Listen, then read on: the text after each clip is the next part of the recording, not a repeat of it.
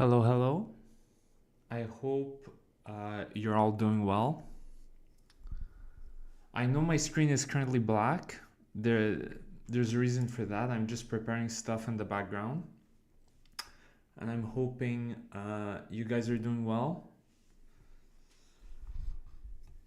I'm gonna wait a little bit. Blacked. Yeah. Yeah, I'm gonna wait a little bit just to make sure everybody is here. It's not gonna be a lot of people, let's be honest. Typically, it's between two, three, four, five people or whatever. So everyone, black screen in Jersey. Exactly. All right.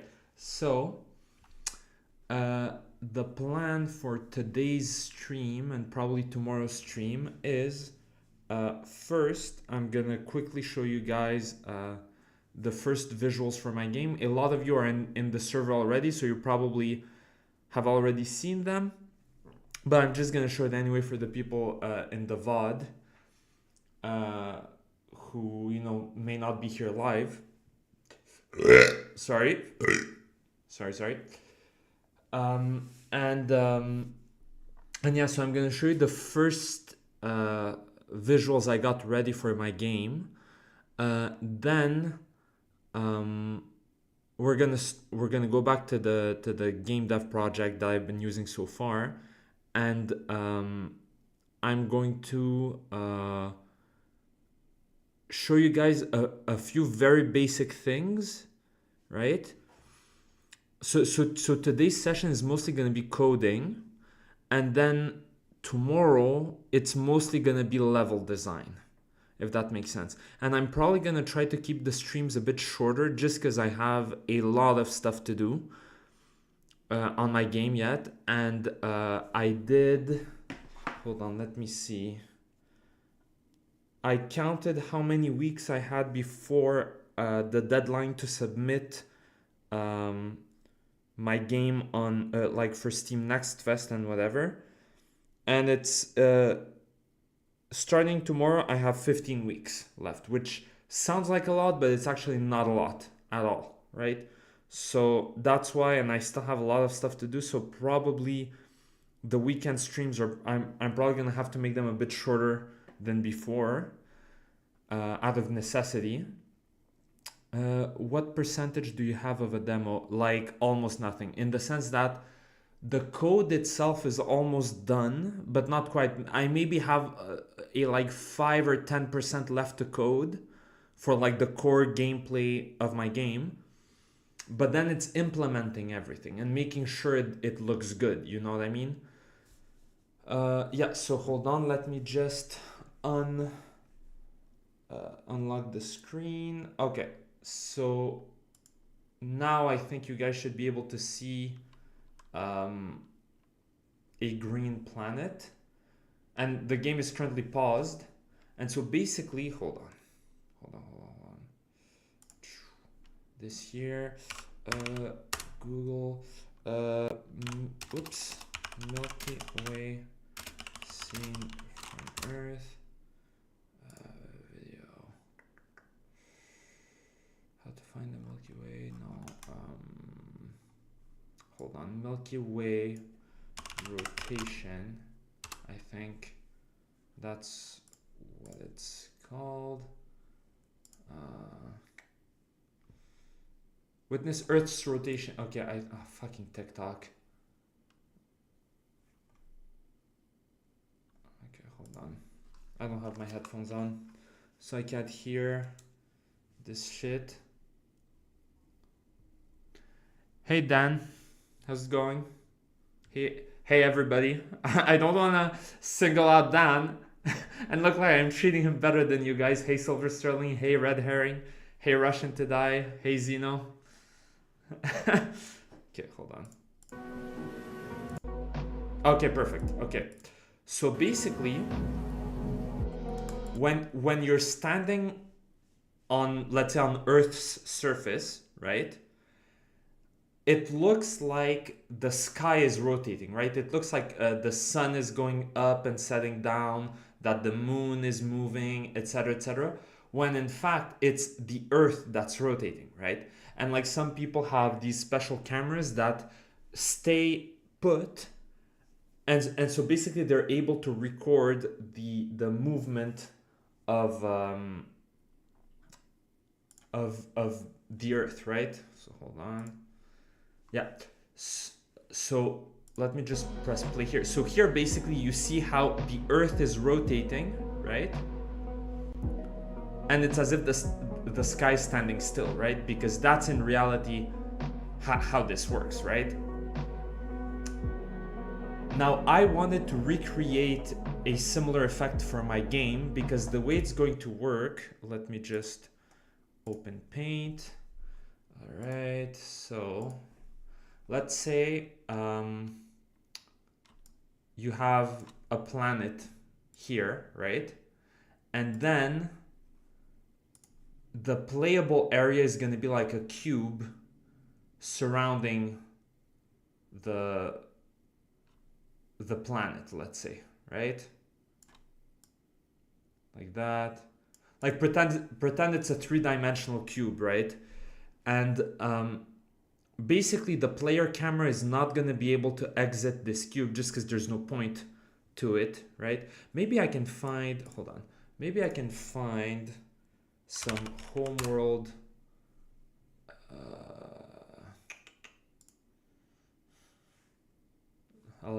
LMAO. All right. Blah blah blah. Yeah, homeworld 3, or actually homeworld PvP. Let's say homeworld PvP, homeworld remastered PvP, maybe. Okay. So this is homeworld. The combat system in my game is going to be somewhat similar to homeworld, in visually speaking, where like you have a bunch of spaceships all flying in the sky and stuff. I love Israeli women. Red herring, I love them. And for the record, I'm being sarcastic, but not in the sense that I hate Israeli women. I don't actually care. Anybody who knows me knows I like Asian women, but you know. Welcome to the Dreamlands. Okay. So hold on. So let me see. Okay. So basically in Homeworld, obviously you can zoom your camera out and stuff like that, right? But then there's something, I forget what the actual name for it is, but it's something called the tactical view or whatever. So maybe, okay, so this is it, right? So you really zoom out and you can see like the different spaceships be highlighted in a special way. Here you can see like these types of like resource nodes or locations or whatever, or no, I think these are like nebula clouds or whatever, right? The point is, here you can see in blue, that's like the vision of the vision radius of your units. This here is, it's like the radius of these environmental things, etc. And so basically the idea is that there's a limit to the map, right? Like you can't move your camera into infinity, right?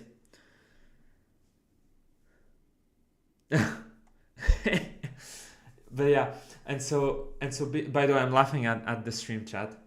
You guys are naughty. But yeah, so basically that's the idea, right? And let me see here. Yeah, here you can see like the other mothership or whatever, and you can see how the units are moving in 3 dimensions, etc., right? So again, the gameplay of my game is going to be similar to this, like in terms of the visuals, right? Like it's very 3-dimensional and stuff, right? But as I was saying, there are limits to the boundaries, right? So for instance, like there's a battle in my game where like you're invading a planet, and so this is like the map area boundaries, right? And then, as I was saying, because I want to simulate this type of effect, right? Then that means that this whole like area, everything that's inside of this cube, let's say, is going to be static, right? And then everything else around it is going to be moving in order to simulate like the planet's rotation or whatever, right? So let's see how this plays out in action, right? So my demo is gonna involve fighting over a moon that's orbiting this gas giant here, right? So now I'm gonna unpause. Oh, Jesus Christ. Okay, hold on. Oh my God, hold on. I think... Okay, there you go. It flipped the camera. Okay, so this is the moon in question, right? And here we're on the dark side, which means that it's not being lit by the star. And then this here is the bright side, the day side. And you can see it's the same thing for the gas giant, right? And this moon is currently orbiting in a diagonal pattern compared to the gas giant. So what this means, hold on, let me pause it again. What this means, oh, like a gimbal stabilizer, yeah, basically kind of. So what this means is, let's say this here is the moon, the sphere in red, and let's say in the background, oh fuck, this, in the background we have the, or actually, okay, yeah.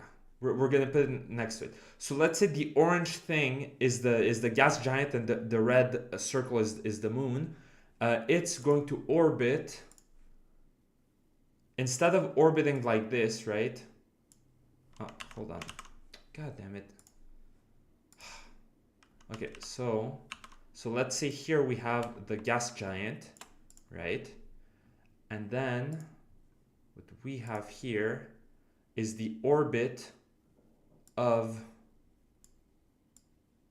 okay, there we go.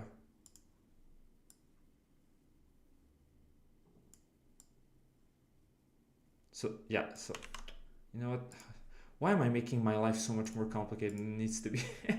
So basically we're going, like, instead of the moon orbiting like this, right, like on based on the gas giant's equator, it's going to be slightly diagonal, right? So it's going to be orbiting like this, right?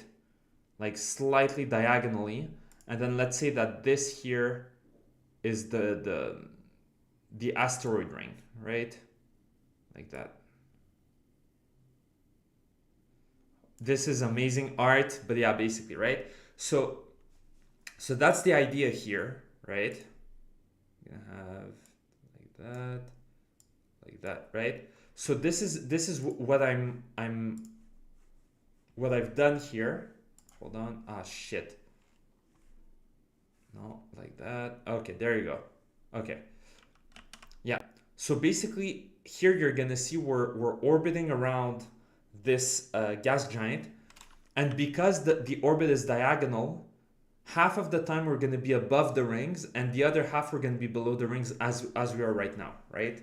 And now obviously I haven't yet implemented all of the units, all of the UI and everything. So that's why it's like, it's very bare bones. That's why we're only seeing planets moving, right? But eventually, like, basically all over here, like all around the planet, hold on, let me pause. All around the planet, because this is really zoomed out, but all around the planet, you're going to be seeing like space stations, spaceships shooting at each other, etc., right? Like it's gonna look very much like hold on, Halo 2 cutscenes, Halo 2 cutscenes, yeah, all game cutscenes. Hold on, where is it?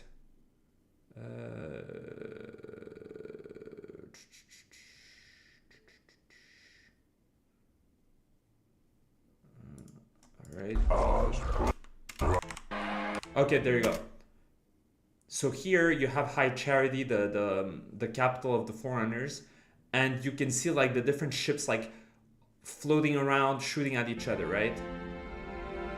Like maybe it's gonna zoom in, I think. No, okay, it's not gonna zoom in. So hold on. So maybe right towards the end. No, not here.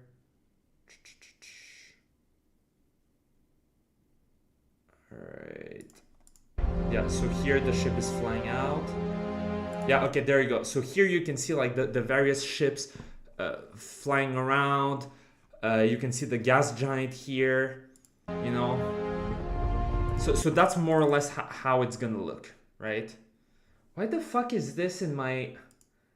Jesus. Like, what the fuck is this? Bro, my algorithm is fucked. But yeah, so hold on. So let me just see if you guys... that volcanic one looks like Io on steroids. Yeah, elliptic 10 out of 10 art like a swarm of flies. Yeah, well, yeah, that's the idea, right? That's basically the idea. So let me just press play again for you guys to see like how it transitions, right? So now basically we've reached the halfway point and we're going above the asteroid ring, right? And again, like I'm trying to make these things to scale, right? Now, sometimes the lighting is going to be weird, but again, like, as I've been saying since my first live stream, the lighting is always fucking weird. And honestly, I'm not touching the lighting, right? So sometimes it's going to look really good like it is right now, right? But then other times for maybe a split second or whatever, like right here, right? Here the light is bouncing off of the ring, so it looks a bit more artificial, but I mean, fuck it, right? Like that's the type of details that like I don't think anybody's gonna lose sleep over. You know what I mean?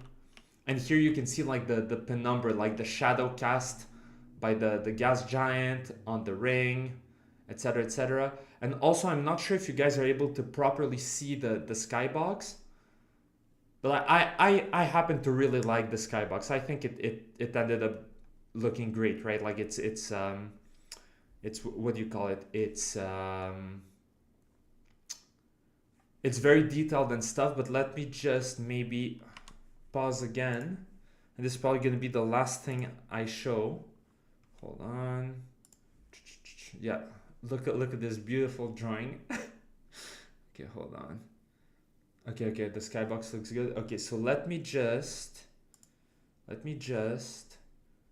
go into my main camera and just change the skybox to one that's even more colorful than this one. Where is it? Okay, so now I have skybox 0 selected. I'm going to drag and drop skybox 1. There you go. So for instance here there's another skybox, and you can see immediately how simply changing the skybox has completely changed the lighting, right? Everything is way brighter now, right? Oh, Jesus Christ, hold on.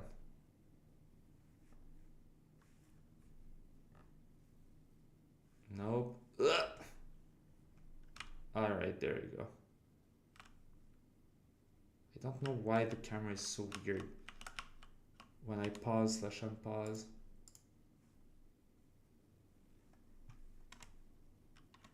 All right, there you go. Hold on. So you see now the skybox is like much more full of stuff, of colors, etc., etc., you know? And it all looks drastically different, you know? Yeah. And obviously, like, we can see the sunlight reflecting from this side on this surface. Hold on. So the light of the star of the solar system is going from the left, and it's shining here on the left side of both of these planets. But when we're looking here, we don't see a star. That's just because I haven't implemented the asset yet, but eventually I will, right? So let me just do this like that. All right. So let me just unselect. Hold on.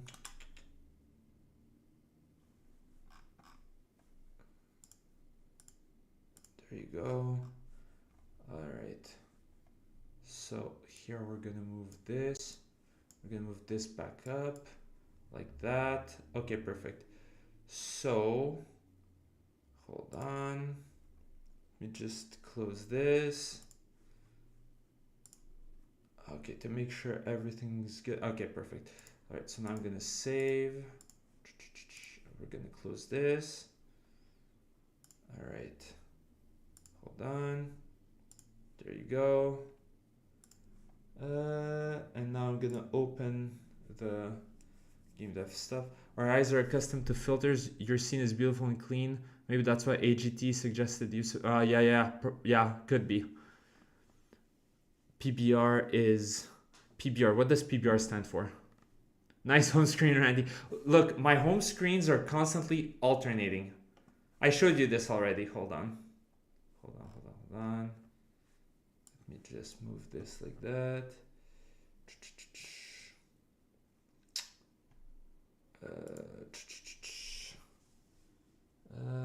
Where is it?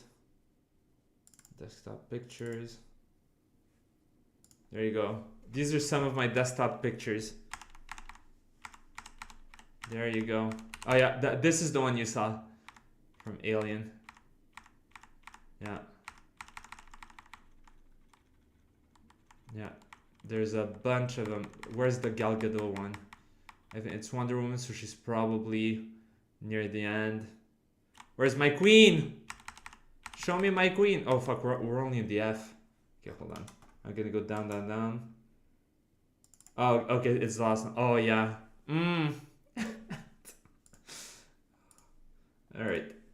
All right. Enough goofing around.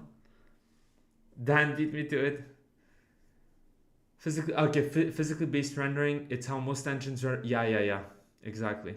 Even though I love Alien, that picture is a bit too homoerotic for me. Yeah, well, you know, it is what it is. Hold on. Yeah, I think this is like Adam being, or like David or something. I don't remember what the artist's description was, but I just really like the way the aliens are drawn and everything. You know. Okay. Yeah, that's rich coming from a Xeno, exactly.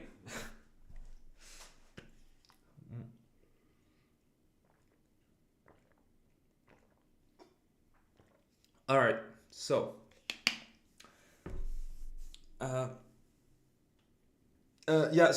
just before we go, hold on, I'm going to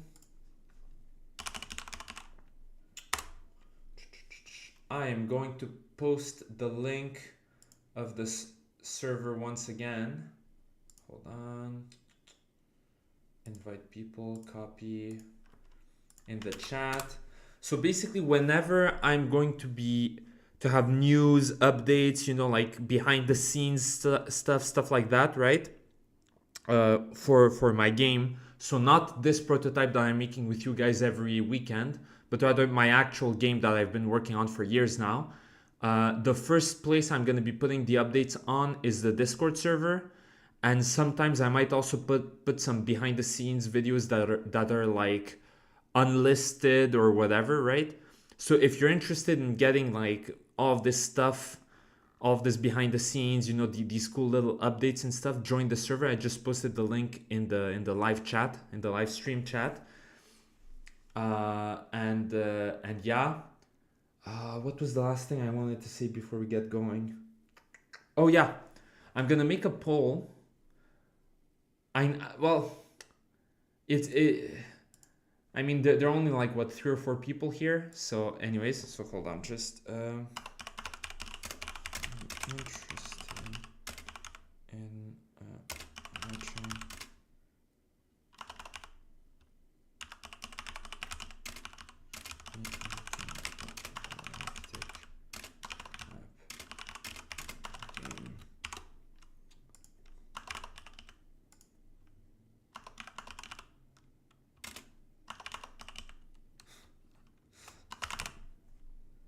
There you go. So basically, I just put out a poll asking if you guys would be interested in watching me eventually, like not anytime soon, but eventually maybe making live streams where I'm putting together like the galactic map for my game, right? So what I mean by this is, let me just give you an example.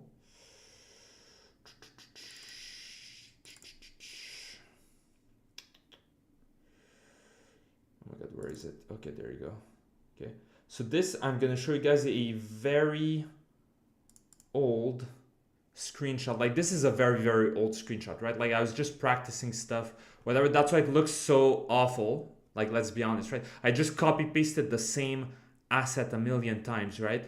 But the idea is eventually, like, I probably in the next couple of weeks, or maybe in a month or two at most, I'm gonna start actually making the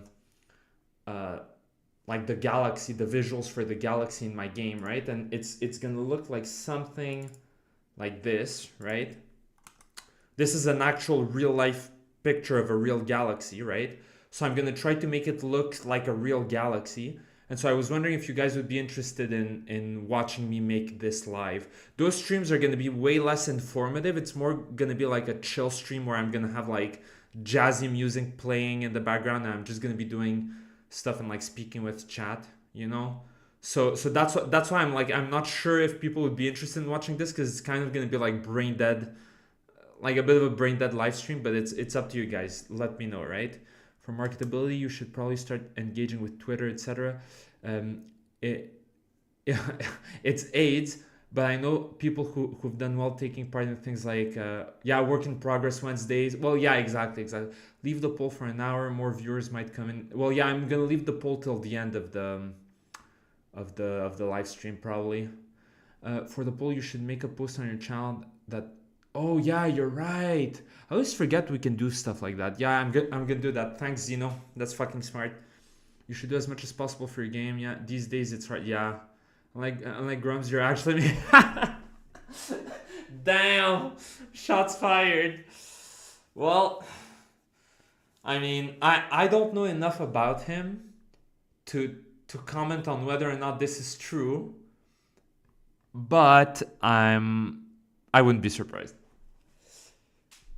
So yeah, so anyway, so that's the last update I had about my game. Okay, so let's get to this, right? So again, as I said, I'm gonna try to make these streams a bit shorter this time, probably today, tomorrow, and the next couple of weeks, just because I really want to get finished with like the last 10 to 20% of code I have left. Oh, not 10 to 20%, the last 5 or 10% of code that I have left to get the core gameplay done for my game.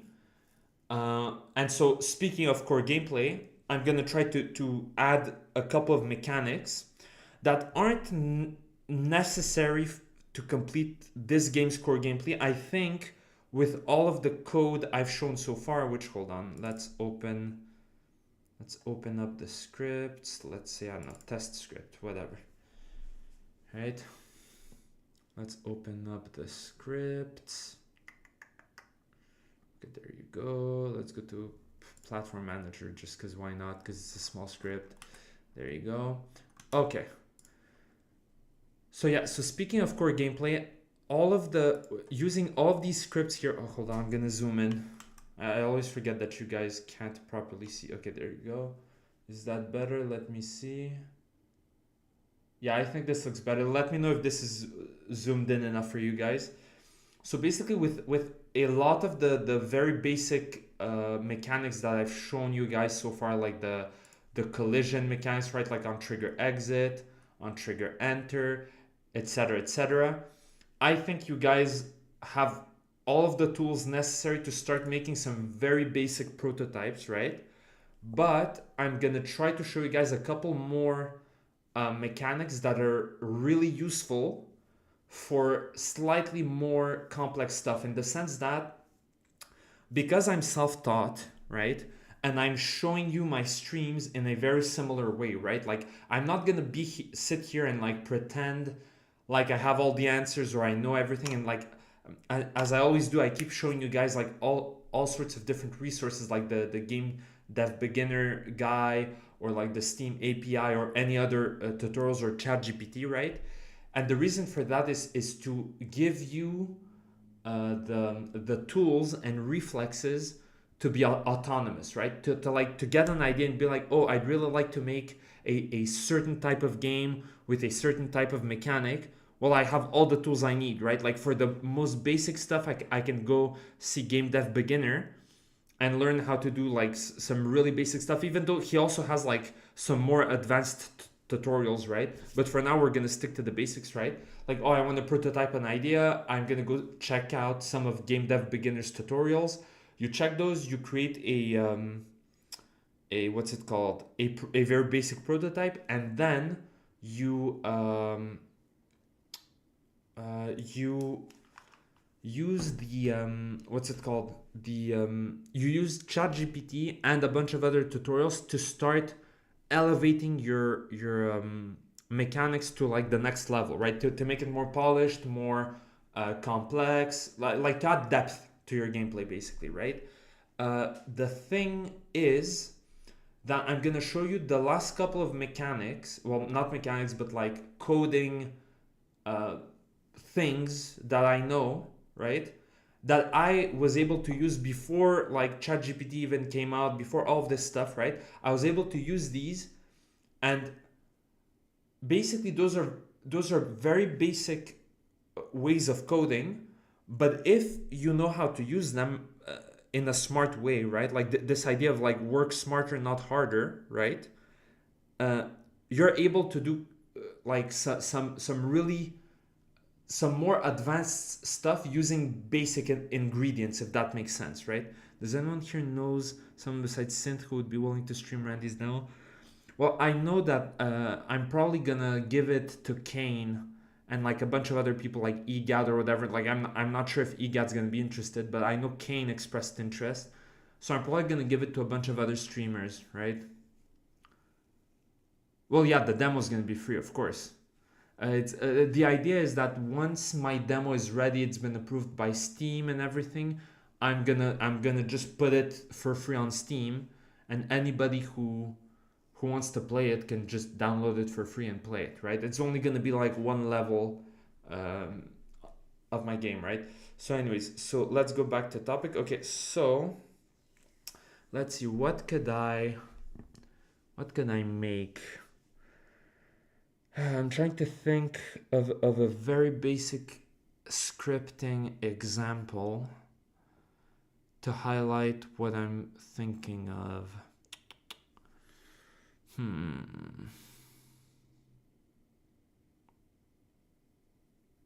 Okay. Okay. Okay. I think I have an idea.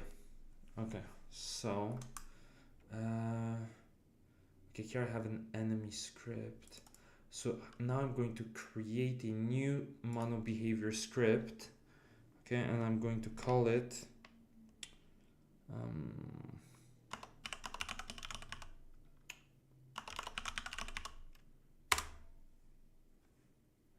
right, we're gonna close this.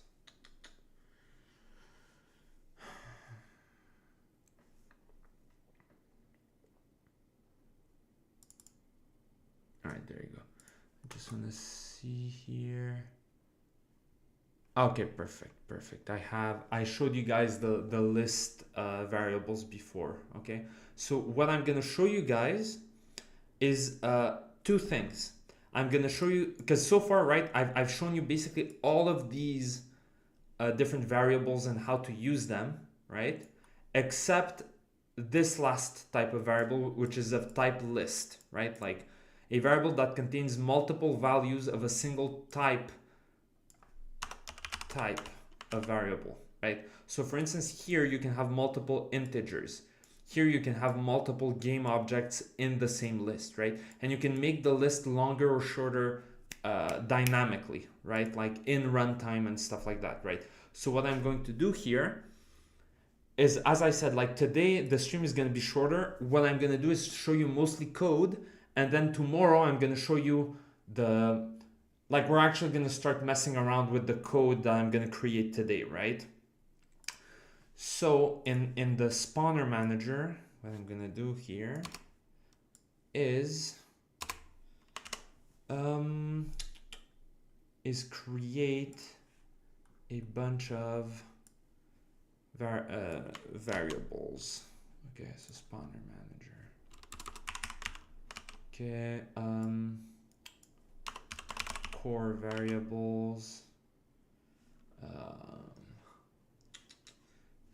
here it's gonna be, platform manager. Okay, so here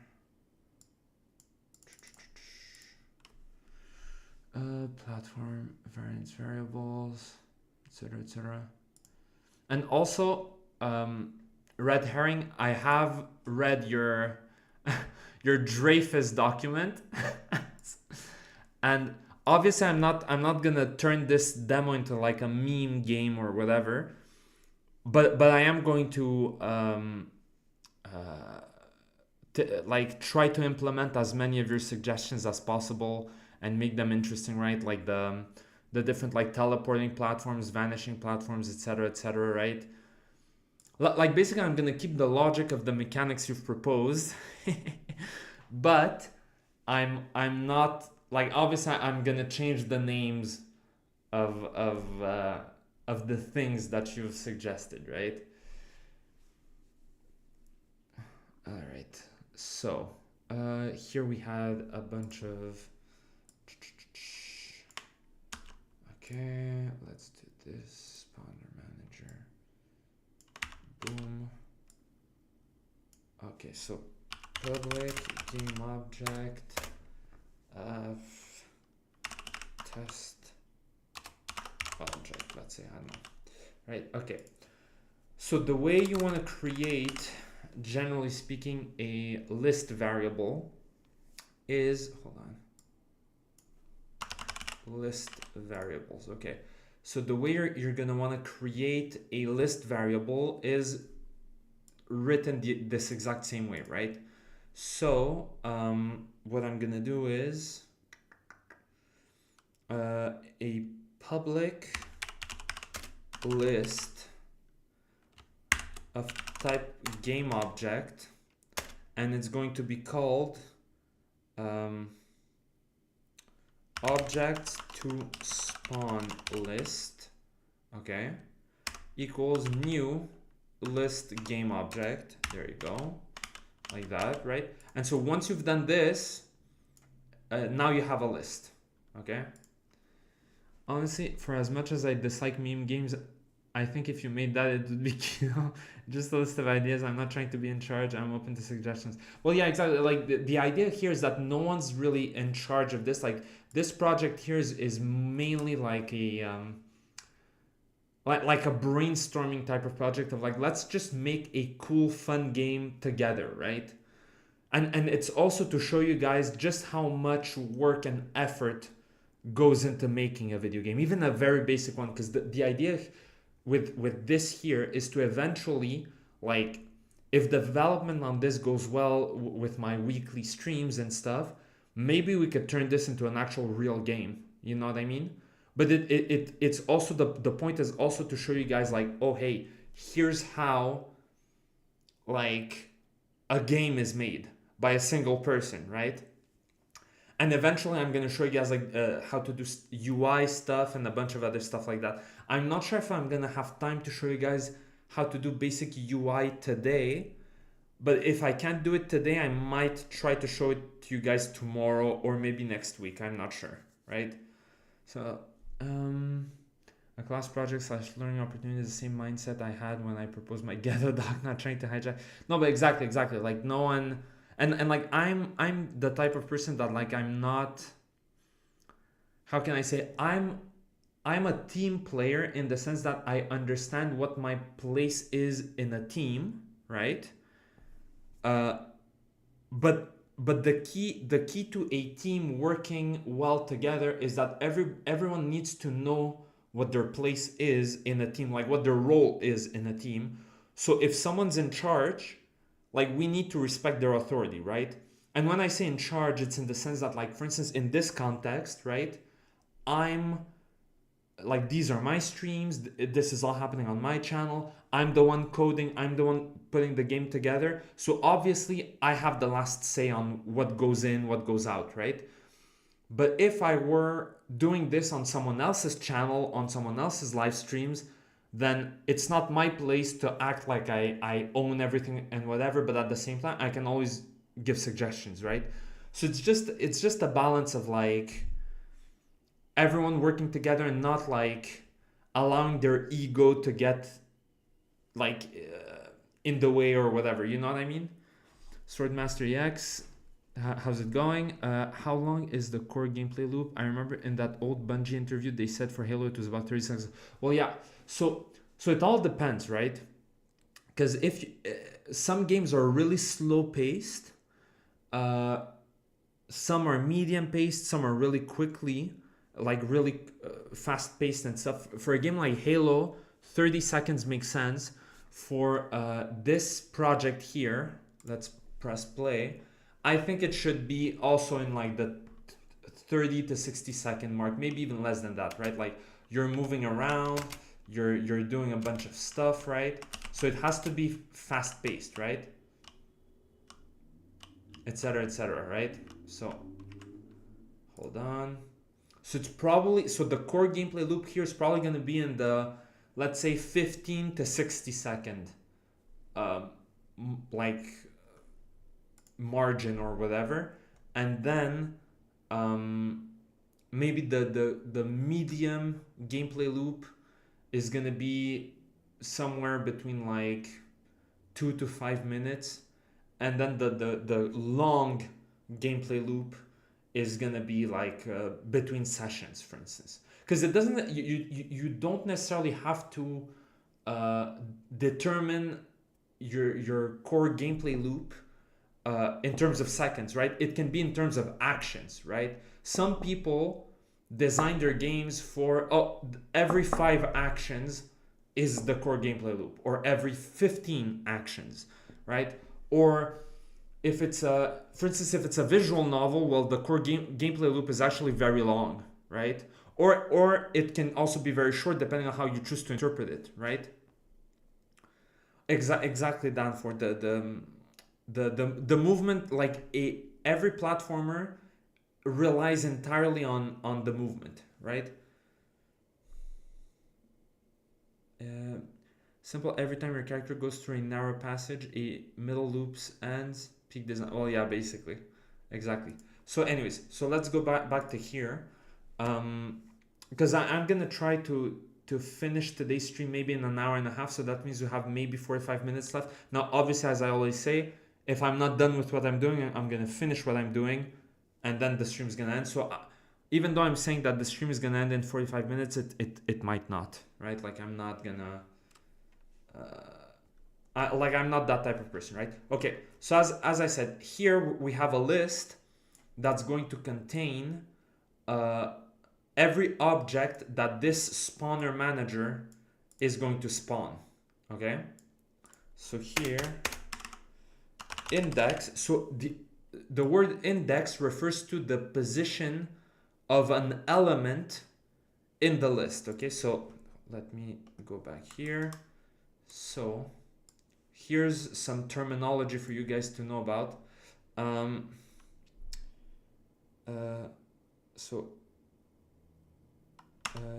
Every list, regardless of its variable type, contains list elements, okay? So a list element is one value of variable type inside the list, okay? Whereas a list elements index is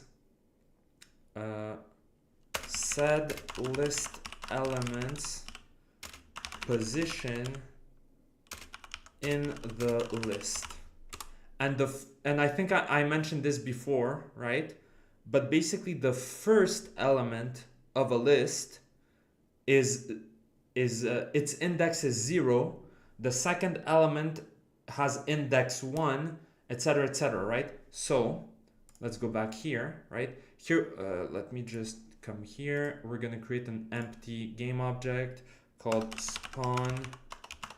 spawner, or is it spawner manager, whatever.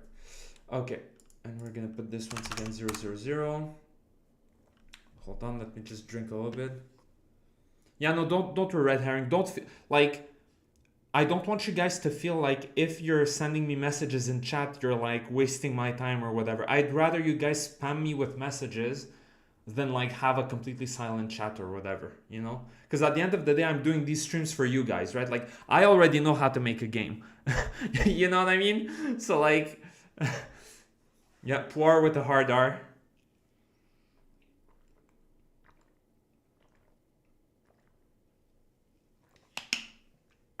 All right, so hold on. Oh my god. All right, so okay, so here we have the spawner manager. Now I'm going to drag and drop the spawner manager test. Okay, so here we have our 3 list variables, like obviously integers list, tower objects list, whatever. I'm gonna remove these. Okay, there you go. So now we're gonna close. So now here you're gonna see both of these sorry, are gonna disappear. There you go. If I click on this little arrow here, I'm not sure if you can see it, I hope you can see it. It's gonna open the list, and as you can see, it says the list is empty. Here we have 0 at the top right corner of the list variable. We have the number 0 because this shows how many indexes there are, right?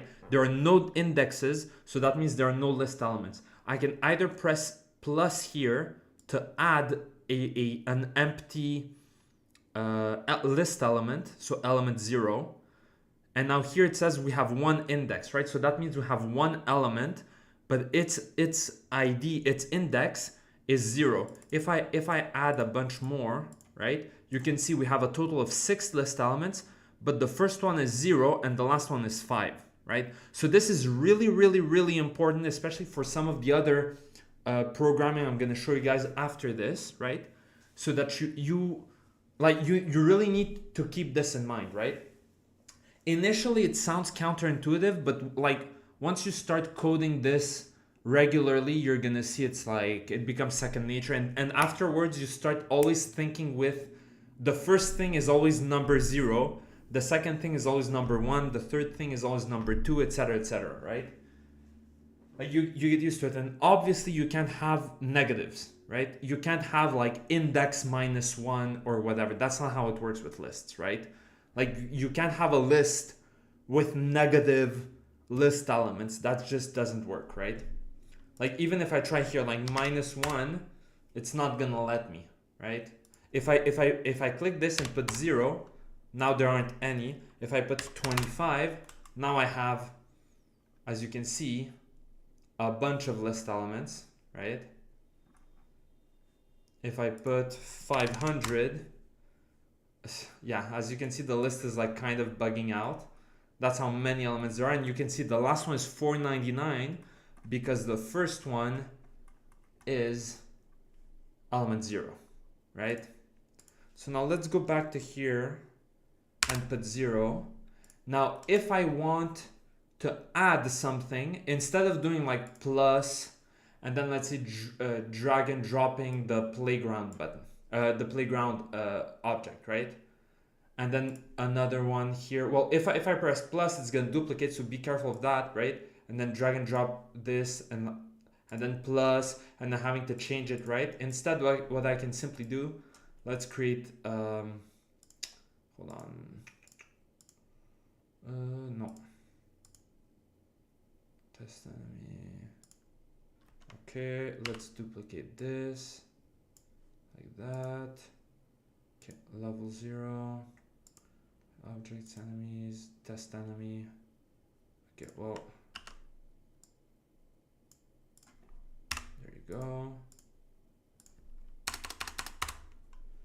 Okay, let's move this one up here in the sky, just so that it's away from,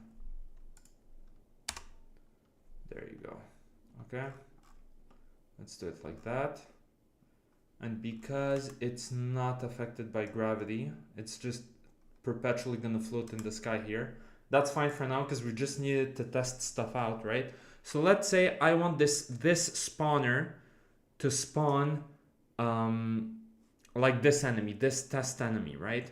So I'm just gonna click, drag, and drop here. So instead of like trying to put it anywhere, just put it here in the space, in the empty space between the number of list elements and the name of the list, and it's gonna add it automatically. If I do the player manager, boom, right? No problem, like that, right? And then you just press minus minus, and there you go, right? So now I'm gonna add a bunch of other lists, but me typically, before adding those other lists, here's a good habit that I have whenever I create lists, right? First, I create the list variable itself, right? And then I do index. So what each index means, right? So in this case, I'm just gonna say object to spawn ID, right? And then list element is going to be object to spawn. So this is just a mental note that I've given to myself, right? To say that the index, okay, the index of the list element, I'm going to think of it as the identifier, so the ID of whatever object is being spawned. Now the reason why I'm doing this, again, this is just for myself, right? Like the green text is just giving notes to myself, right? The reason why I'm gonna do this is as follows. I'm going to create another list, right? So public list, and again, the lists are public so that we can interact with them inside the what's it called? Inside the inspector, right? So then it's going to be of type integer, right?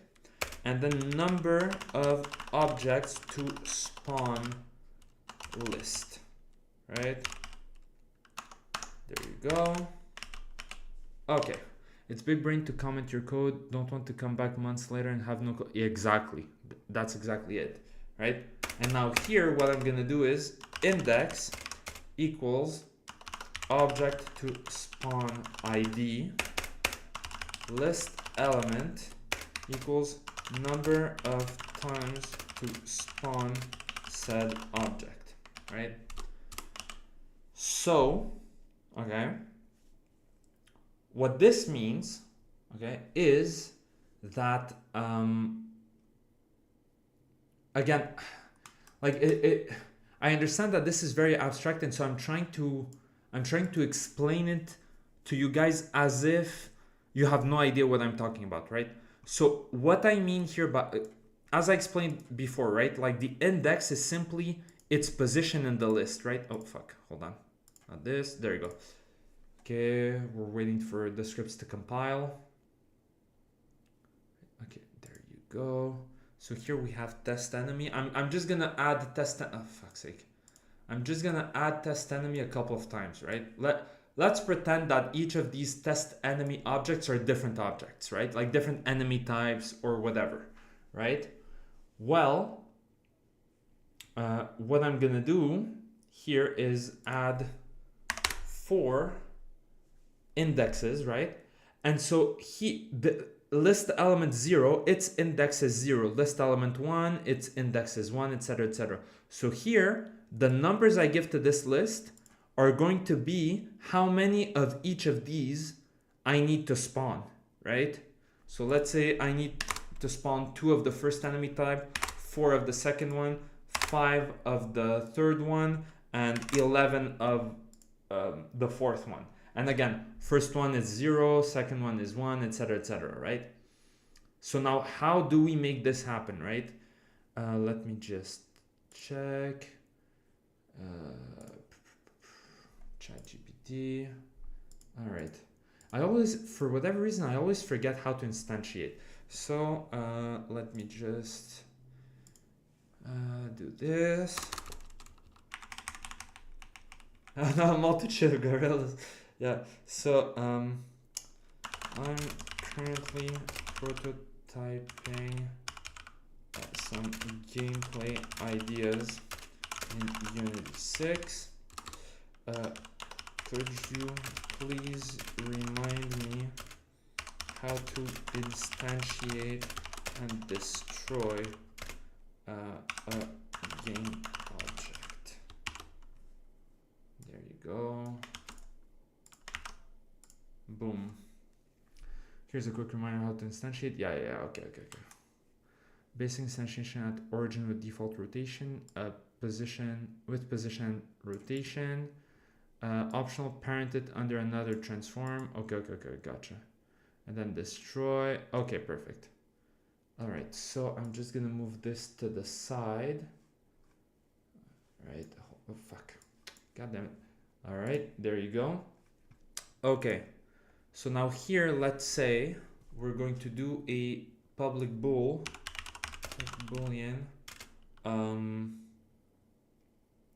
spawn objects bool equals false. Okay, and then when true, this will go through its spawn object spawn objects function. Okay, there you go. Now here we're gonna do a function, so public void spawn object. There you go.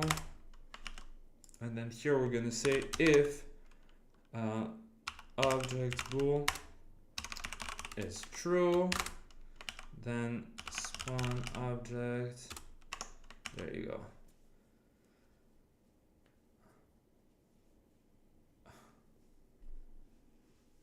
All my rillas, not C-rilla, HH. I have no idea what this means. I have no idea what this means. Oh wait, is this from Kanye's song? The like the latest song everybody's talking about? Jesus, I'm such a boomer. This is how you know how little attention. Oh Jesus. Oh my god. All right.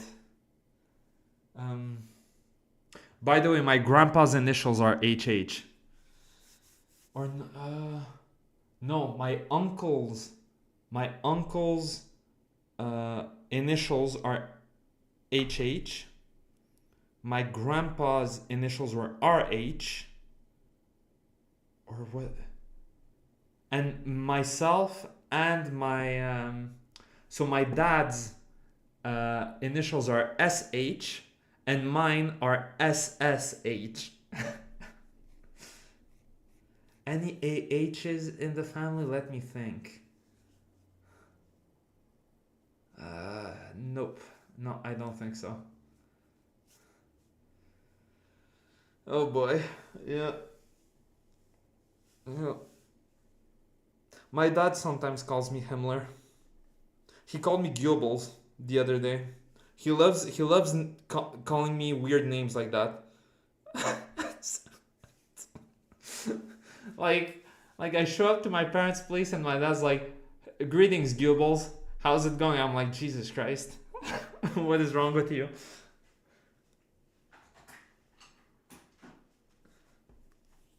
Yeah. Oh Lord. All right. Okay. So back on topic. Let's stop fat posting. Okay. So spawn objects boolean objects to spawn list. Okay. Perfect. So now what we're gonna do. Hold on. I'm gonna prepare a few things in advance. Header.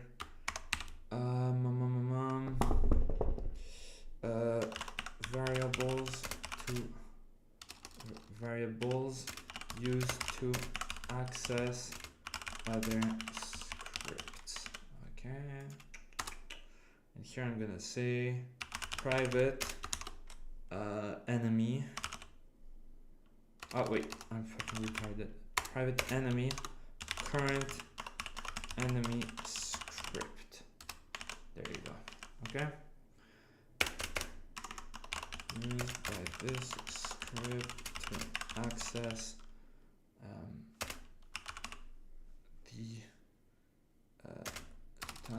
any newly spawned enemy. There you go. All right. So spawn objects.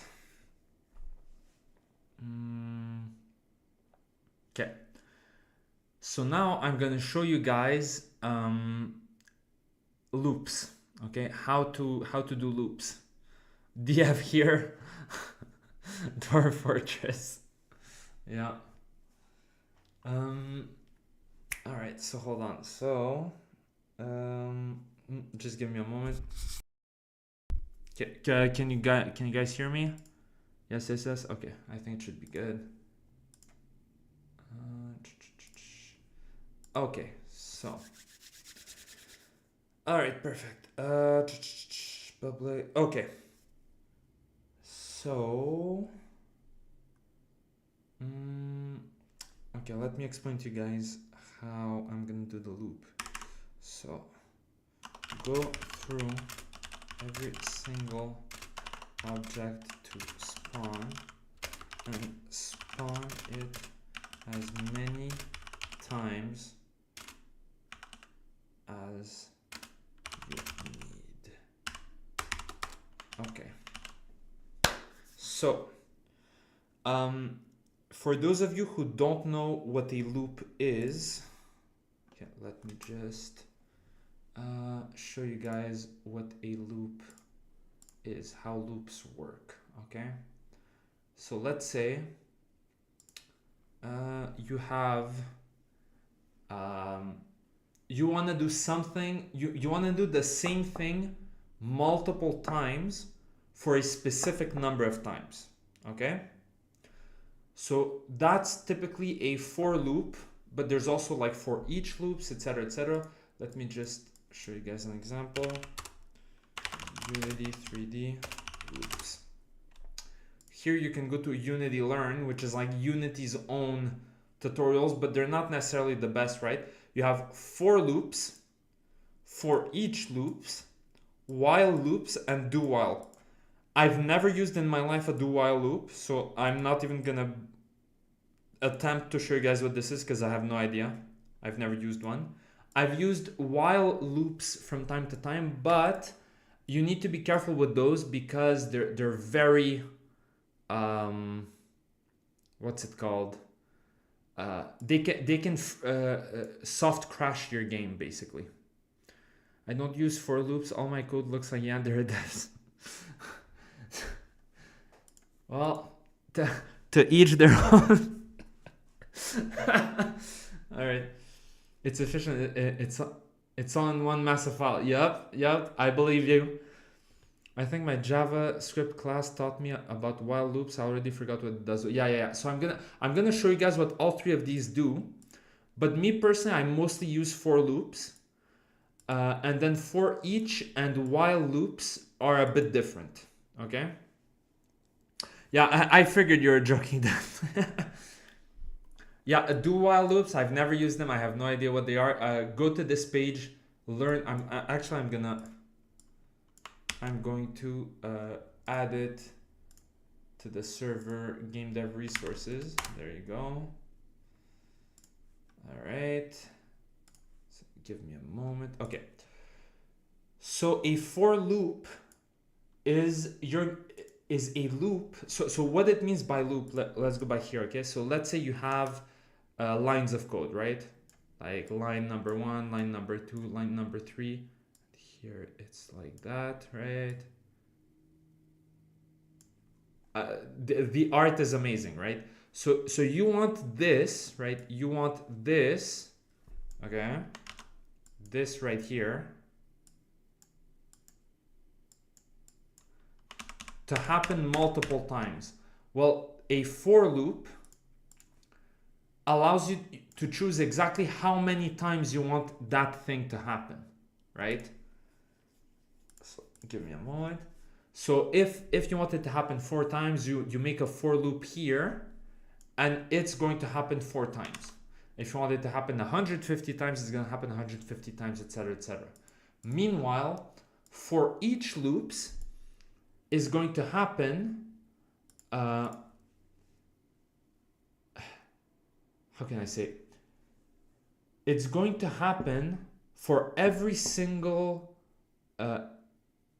instance of like the number of times you want to make. Okay, so here's an example, right? Here we have 4 indexes, right? 4 list elements, so 4 indexes in both of these lists, right? So if I were to use a for each loop, it would do for each index, right? Or like list element, right? So because there are 4, it would happen 4 times, right? Whereas if I were to do a for loop, I could tell it to only do it 3 times or to do it 5 times, right? Or however many times I want, right? So that's kind of the difference. So that's why me personally, I prefer for loops, just because you get to choose how you do stuff. And also,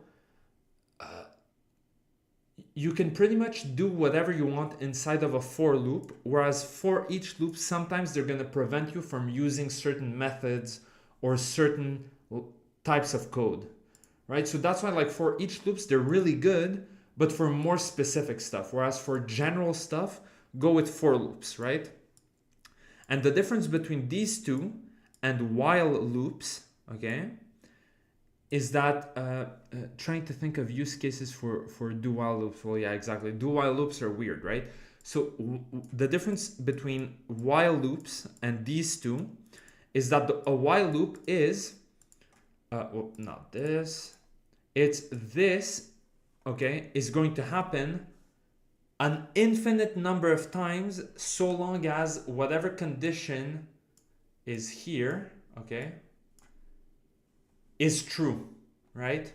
So the way this would work in code is I would do while, okay, in parentheses, spawn object boolean equals true, code goes here, right? So what this means, okay, is as long as this is true, this is gonna happen, right? And so now I'm gonna play I'm gonna play this, and Unity is gonna crash, okay? And there are 2 types of crashes. There are hard crashes and soft crashes. A hard crash is where like the game closes or your computer closes or whatever, right? Or like you get a blue screen, stuff like that, right? A soft crash is just when the game freezes. So like your computer is still working, it's still up, like you can open your task manager and whatever, but like you can't, like your application, it has stopped, right? So let me just go here, come on, compile. Come on, ho, there you go, okay. So now we're gonna press play. Okay. And remember, I have no code playing for the while loop, right? So now here, I'm moving, right? Like that.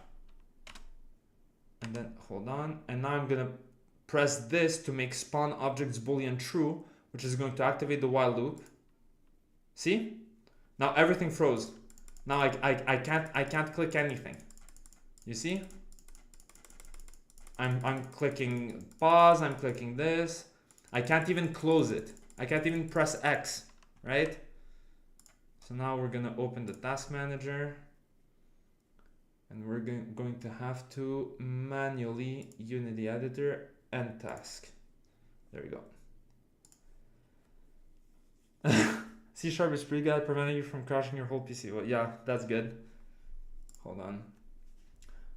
Yeah, so, and I'm gonna explain to you guys why like the while loop caused a soft crash even though there's no code inside, right? Because now basically the image this creates is, well, what the fuck?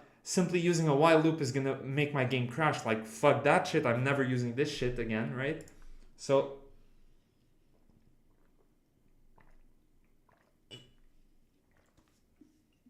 the reason the game crashed is because as long as this is true, whatever is inside of here is going to happen. But as you can see, nothing here at any point in time resets this to false, right? So now if I were to just say object spawn object boolean equals false, then hold on. Or okay, actually let's have another boolean just because it might, like, if I'm using the same boolean for both of these, it might create a problem. So public bool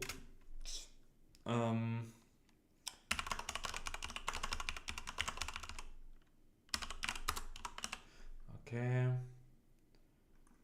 so do while loop. Okay, there you go. Okay, so now let's compile. Oh fuck, it didn't save. God damn it. Okay, hold on.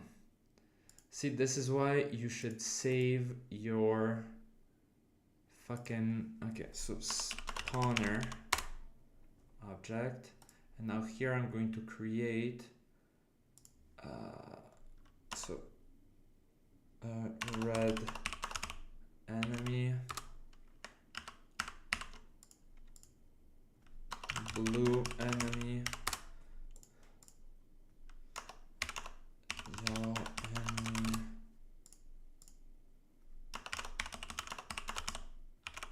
green enemy.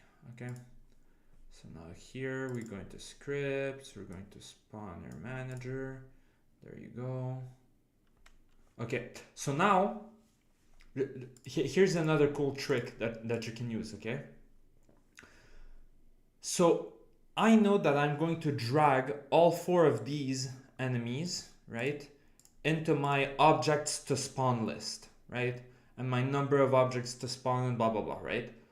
So instead of having to click them all one by one, right? If I want to select all of them, I just press like this, I hold shift this and I select all of them. But now because I've selected all of them, I don't have access to this anymore, right? So I'm like, okay, well, how can I put all of them here? Well, you select your spawner or whatever object has the list you want. Here in the top right corner, there's a little lock. I hope you guys can see it. It's fucking tiny, right? You click the lock. That means that now the inspector is locked to whichever object like you had selected when it was locked. So now as you can see in the hierarchy, I'm clicking a bunch of other objects, but the inspector doesn't change, right? So I just select my 4 enemies, I drag and drop, and bada bim bada boom, right? And then here 4, we had said 2, 4, 5, and 11.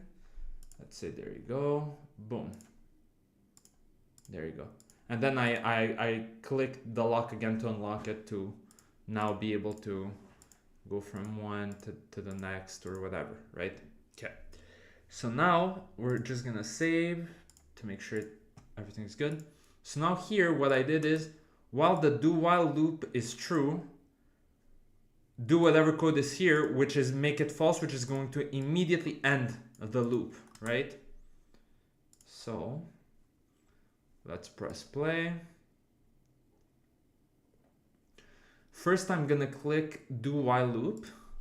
And as you can see, it's not going back to false, right? Because this loop is only gonna run if this thing is true. So now if the moment I click this is gonna go become false, actually. Or actually, no, hold on. Okay, yeah, exactly. It's gonna become false because this is constantly true, right? There you go, okay. Right, so now here what we're gonna do at the end is spawn object bool equals false, right? So once the loop is done, reset variable that activated this function. Okay, so this is a while loop, right? Now a for loop as I was mentioning, right, like here, the for loops. Here I'm going to show you how I'm going to use the for. I'm actually going to use two for loops. I'm going to use a for loop inside of another, right? To show you how cool this is. So this here, like I'm going to remove it because it's, frankly, it's useless, right? And yeah, go through every single object to spawn and spawn it as many times as you need. Okay, there you go. This we're going to erase. Okay.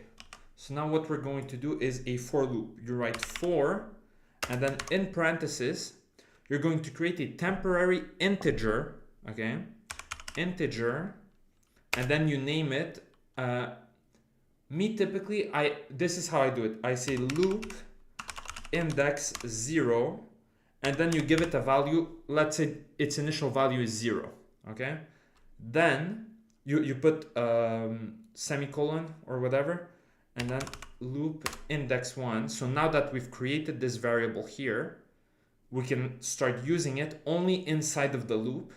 So now here you're doing the condition for the for loop, right? So as long as loop index 0 has a value that is below the value of objects to spawn list, okay, dot count, okay, and then loop plus plus, okay. So let me explain to you guys what each of these things mean, okay. So now whatever happens here, okay, so code goes here, okay. So whatever happens here is going to happen as many times as it needs to until the value of this temporary integer is equal or greater than this. Now, what does objects to spawn list dot count mean? This simply means that we accessed this list variable, and one of the things we can access is its count, which is the number of list elements it has, which in our case is 4, right? So again, here it shows, if you look to the right at my objects to spawn list, it has 4 list elements, right? It has 4 list elements. But remember, the first element, its index is 0, right? It's the first element, but its index is 0, but we have a total of 4 elements, which means that the indexes we have go from 0, 1, 2, 3, right? Element 0, element 1, element 2, element 3. So, okay, hold on, let me just take a screenshot. It's going to be easier to explain this way. All right, there you go. Okay. So what this means is we create an integer called loop index 0. That's just what I called it. And its initial value is 0, right? And then as long as its value is below 4, right? It's below 4 here, right? Hold on. Oh, yeah, there you go. So as long as its value is below 4, the loop is going to be running like normally, right? And then here the loop index plus plus that you see at the end is that after each loop, the value of loop index is going to change. It's going to be increased by 1. If I did minus minus, okay, it would go down by 1. So the first loop index 0 is equal to 0. The second loop index 0 is going to be equal to minus 1. Second loop minus 2, etc., right?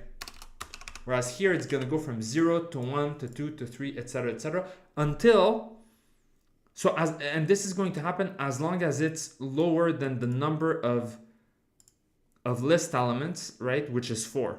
And so the moment it's equal to 4, we're going to exit the loop, right? So do you understand how this can be useful, right? So now what we're going to do is spawn as many objects as you need. Okay, so now what we're going to do is we're going to make a second loop inside of this initial loop. so that we can use both of these lists. So that we can use both of these lists. And this is where this idea that the index is the ID of the object is going to come in handy, right? So what we're going to do here, okay, is let me bring back up what ChatGPT showed me. We're going to instantiate objects, right? So original prefab must be referenced to a prefab or game object in the scene. Yeah. Okay. So instantiate original prefab, parent transform. Hold on. Okay. So what if I want the object I'm instantiating to have the same rotation as the object that is instantiating it, but not be its child? Recursion, if you want the instantiated object to inherit the rotation of the object that's doing the instantiating, but not the child, but not be a child, you just need to pass the instantiator's rotation to the instantiate function and omit the parent parameter. Exactly. So prefab to spawn, spawn position, spawn rotation. Exactly. Okay, perfect. Perfect. Okay, so that's what we're gonna do. Okay. So I'm just gonna put this on the side here. So now what we're going to do is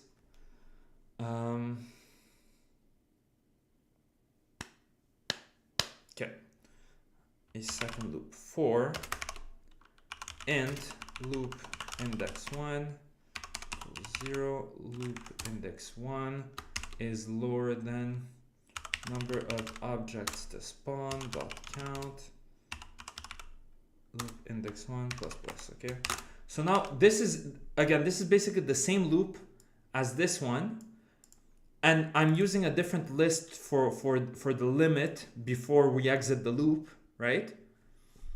Oh no, wait, no, I'm stupid. Hold on, how am I gonna do it? Okay, no, exactly. This is not what how it's supposed to be. What it's supposed to be is number of objects to spawn. There you go.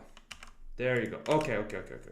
So whenever you're trying to access an object inside of a list, okay, you basically, let's say you write the name of the list, and then you do this like in the square brackets or whatever the fuck it's called, the square parentheses, whatever.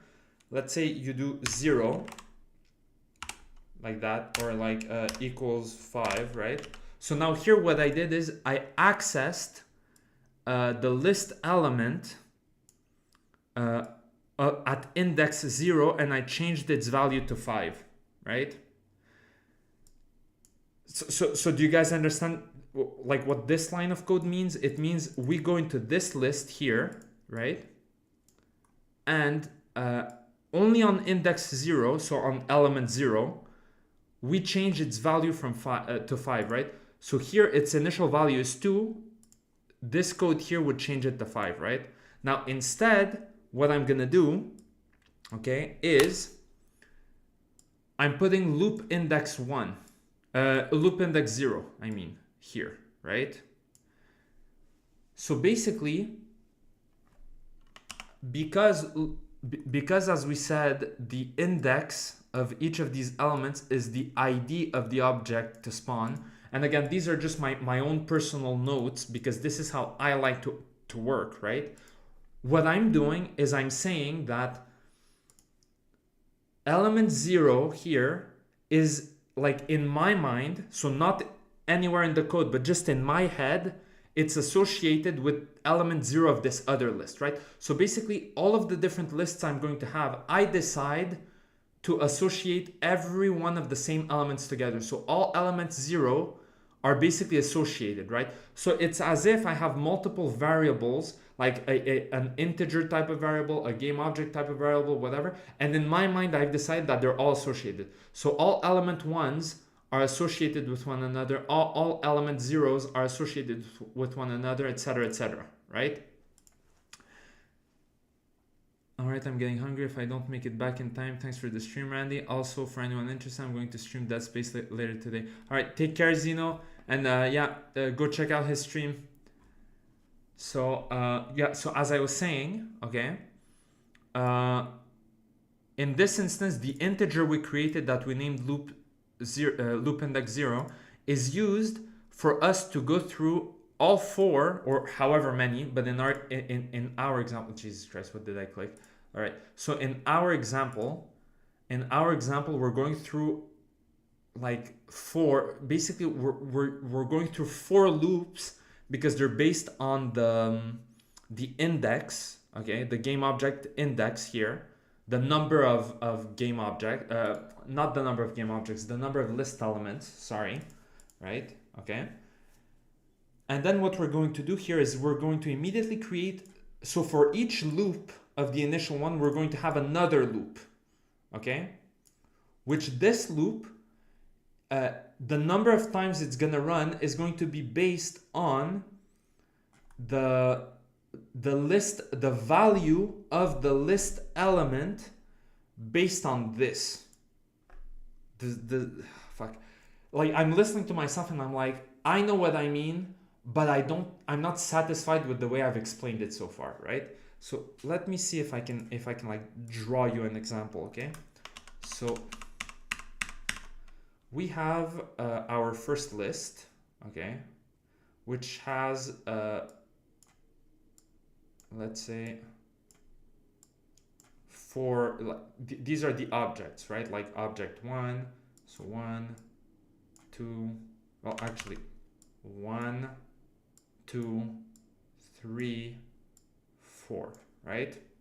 And then we have our second list, which says that this one needs to be spawned 2 times. That's the value, right? This one needs to be spawned, I think we said 4 times. This one 5 times. And this one, I think we said 11 times. So what this code is doing here, okay, is that so the loop 1, okay, so loop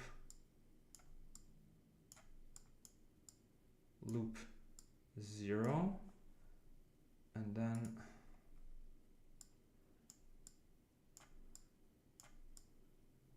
loop 1, okay? So what happens is for loop 0, okay, for loop 0, what it's gonna do is fuck, how can I properly explain this? So number of objects to spawn list,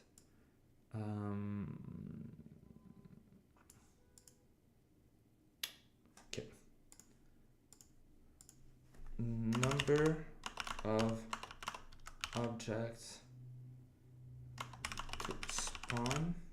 Okay, this is in blue. Okay, hold on. And then here we have loop index 0, right? There you go. Which is okay. There you go. Okay. So what this means is that for the first loop, okay. So for okay, there you go. Okay. So what this means is whenever loop, so for the first loop here, okay, it's also going to go to the oh my god, I'm so terrible at explaining, holy shit, okay, but I hope you guys are kind of understanding, right? So the idea is whenever we're going through the first instance of this, right? So we're looping. We're going through this, then this, then this, then this, and then we're exiting the loop 0, right? So whenever we're here, okay, that means that the value of loop index 0 is equal to this index, which is 0. And then here, what we're doing is we're going into this list, which is the blue list, right? And we're saying access the element whose value is the same as loop index 0. And because we're only going through the first instance of this loop, right? Then that means that we're going to access that means that loop index 0 is equal to element 0, right? Index 0, so it's equal to 0, which means that we're accessing element 0. And then we're doing whatever code we want in the second loop, right? Like in the second loop, right? Then, once we're done with this, we're moving on to the second loop here. And so we're doing the same thing. We're going back to this and we're accessing loop index 0, which in this case is equal to 1, right? Which means we're going to access this. So then we're going to do this 1, 2, 3, 4 times, right? Then the next loop, we're going here and so we're going to access this, right? Which loop index 0 is equal to 3, right? Which means we're accessing this thing here, and we're gonna do it 1, 2, 3, 4, 5 times, right? Etc., etc., etc., right? Hold on. So this is the idea, right? Like whenever on the first loop, this is equal to 0, right? And immediately the first thing we do is we go into a second loop, right? In which loop index 1, okay, is equal to 0, and it's going to repeat based on the value of this list's value at list element loop index 0, which in this case it's equal to 0. So we're going to go to element 0 2 times, right? Its value is 2. It's an integer and its value is 2, which means that, yeah, exactly. Which means that loop index is going to go from 0, that like the code happens here, then it's going to run again, but it's going to be equal to 1. So because it's lower than 2, it's going to happen again. And then once it's equal to 2, well, it's not lower than 2 anymore. So the loop is over. We go here, this loop is over. So now this gets incremented by 1. So now loop index 0 is equal to 1. So now in this second loop, we're creating a new loop again. And this time loop index 1 is once again is equal to 0. And as long as it's lower than the value of this list at index this, which in this case is going to be equal to 1, right? Which here element 1 is equal to 4. So as long as loop index 1 is lower than 4, this is going to happen 4 times basically, right? 0, 1, 2, 3, and then the moment it reaches 4, this is over. We're moving back up here, etc. I know it's very fucking weird, but this is the type of thing that you need to start coding it to kind of understand what it does, right? Like it's very abstract, it's very weird and nebulous, but this is oftentimes how you can decide to spawn a certain number of units, right? Like this is how I do it, at least, right? So, okay, so now let's actually code this thing, right? So what we're going to do here is spawn as many objects as you need based on the values inside of number of objects to spawn list. Okay, there you go. So now what we're going to do here is we're going to take the current value of this, which is a list containing game objects, right? And this is how you instantiate objects, right? This is how you spawn objects in your scene, okay? So what we're going to do is we're going to instantiate, okay? Then in parentheses, the first thing is, hold on.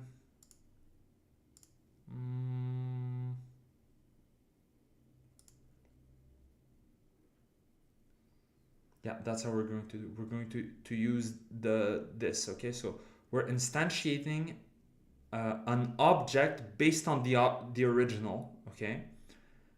And then we're going to set its position and its rotation, okay? Yeah, it's again, it's red herring. It's very weird. It's very abstract, but hopefully now that I'm gonna make it happen in action, you're gonna kind of get the idea of what's happening. Okay, so instantiate. Instantiate. What's the original? The original is objects to spawn list loop index 0. Okay. Then this. Then it's going to be transform dot position and then transform dot rotation. Okay, so now what this function does is instantiate means it spawns an object based on another object, right? So this here is the reference. Basically we're going to create a clone of this object, okay? And prefab to spawn. But this, if I remember correctly, I was doing it a little bit differently. Oh, okay, yeah, okay, never mind. Yeah, this is what I thought. Okay. I forgot a step. So what I'm gonna do is game object, okay, it's newly spawned object equals instantiate. Okay, there you go. And now here it's objects to spawn list loop index 0 transform dot position transform dot rotation. There you go. Okay, so now here we create a temporary game object, like a temporary variable called newly spawned object of type game object. Okay, and then we basically the value we give to this is that we just created a new object called based on this reference here, and then transform dot position and transform dot rotation is simply where is this object going to be, what's its position and what's its rotation. Well, because I gave it transform dot position, this is the position of whatever object this script is associated to, and this is the rotation of whatever object this script is associated to. So in other words, this newly spawned object is going to spawn at the exact same position as the object that spawned it, and it's going to face the exact same way. That's all this means, right? Okay, so now here again we access this list here of type game object, and we access the game object whose index, so its list element is the same as loop index. So for the first loop, we're going to be accessing object 0, right? For the second loop, where loop index is going to be equal to 1, we're going to be accessing the game object whose index is 1. And for the third loop, we're going to be accessing the game object whose index is 2. And for the fourth loop, we're going to be accessing the game object whose index, which is represented by loop index, is going to be 3. It's just listening to myself, even I am getting confused because again, it's very abstract, but like just try to imitate the code that I'm doing, and hopefully you're gonna kind of get a good answer. Or if you want, actually, you know what? Once I'm done with this, I'm gonna give my code to ChatGPT and I'm gonna tell it to explain it much better than I do. That's what I'm gonna do. Because at this point, like I'm not good at explaining it. I'm just gonna be honest. I don't think I'm good at explaining this. Okay, game object, newly spawned object, blah blah blah. Yeah, and I think that's it. Yeah, okay, perfect. So now what I'm gonna do, hold on, is all of these.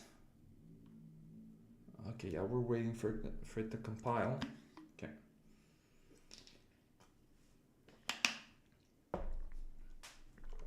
all of these. Rigid body. Okay, perfect.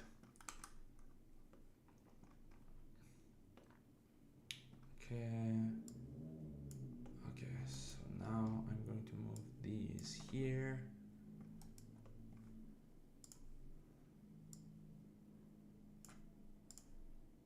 Like that.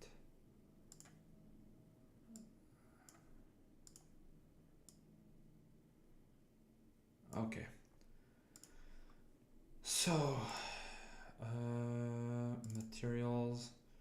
Here we have red, green, yellow, and blue. Okay, there you go. Okay, and now where is the spawner? The spawner is gonna be here. Okay, like that. Okay. So now what I'm going to do is simply have it spawn a bunch of objects because I've given them a box collider and a rigid body, but I haven't like put any constraints or anything, and I haven't put any scripts and whatever. What's gonna happen is that the spawner is just gonna spawn a bunch of objects and they're all gonna like ragdoll around basically. Yeah, ChatGPT was in charge the whole time, exactly. Okay, hold on.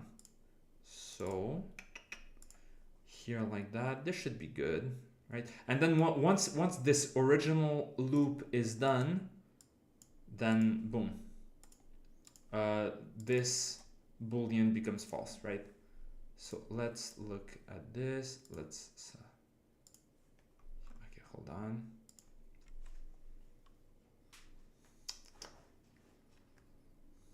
Okay, hold on. So let's move up here. Okay, so here we have our 4 enemies, and the spawner is somewhere around here in the sky, right? So now all I'm going to do is check here the spawn object's boolean, and it should spawn 2 red ones, 4 blue ones, 5 yellow ones, and 11 green ones. Well, okay, yeah, there. Oh, shit. If I click it again, it's gonna do it again.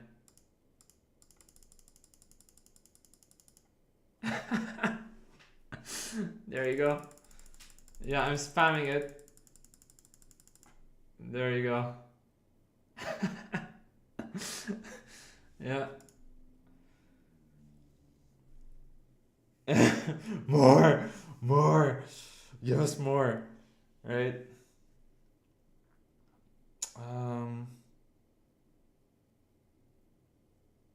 You know what? Hold on. I think I have an idea. I think I'm gonna try to implement a sort of timer inside of the loop itself. No,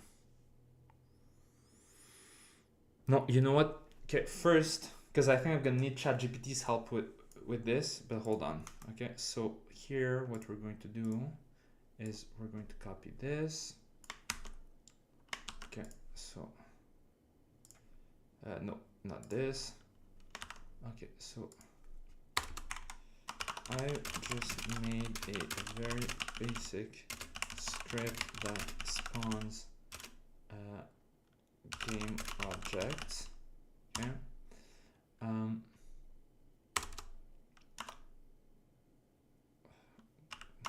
The idea is that the spawn object function goes through 2 for loops to spawn. Well, actually, you know what?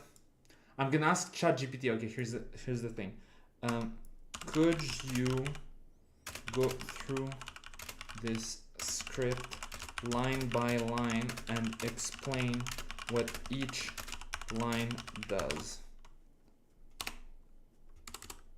Here's the script in question. There you go. Yeah, exactly. So because it spawned so many of them. Okay, this is something I forgot to mention. Okay, this loop. So the reason why the while loop caused the crash is not just because it didn't have a condition to exit it itself, but also because loops happen once per frame. So this thing, okay, so this loop happens 4 times, but this one happens 2 plus 4, 6 plus 5, 11 plus 11, 22 times. So this one basically happens 22 times and whatever, right? Like it's exponential, right? Or whatever. Like it's weird, right? So it happens a lot at the same time. Like this one happens 22 times. This one happens 4 times. Okay. And so basically we get 22 objects being spawned within a single frame. So in one frame, you have 22 objects that are occupying the exact same space, but because they all have, because they all have a box collider with a rigid body, they can't be occupying the same space because their collisions are working, and so that's why they fly away, right? So this is why I'm gonna try to eventually make a timer, but for now, let's just copy paste this. There you go. So let's walk through your spawner manager script line by line so you understand what everything is doing. I'll explain each section and purpose in detail. Yeah, this isn't important. C#. Oh, Jesus Christ. Called once per frame. Oh my god. Okay, no, this is not. Yeah, no, okay, this is shit. Summary of what it does. Is the object from the list at the position. C#. Oh, okay, never mind. Okay, it's taking. Oh, okay, I'm stupid. Okay, because typically whenever I asked it to do these questions, it would do them differently. Okay. So hold on. So no, okay, not this. Okay, so called once per frame checks if, so this line here, right? Inside my void update, right? So basically it's referencing to this. Right now it's explaining this, right?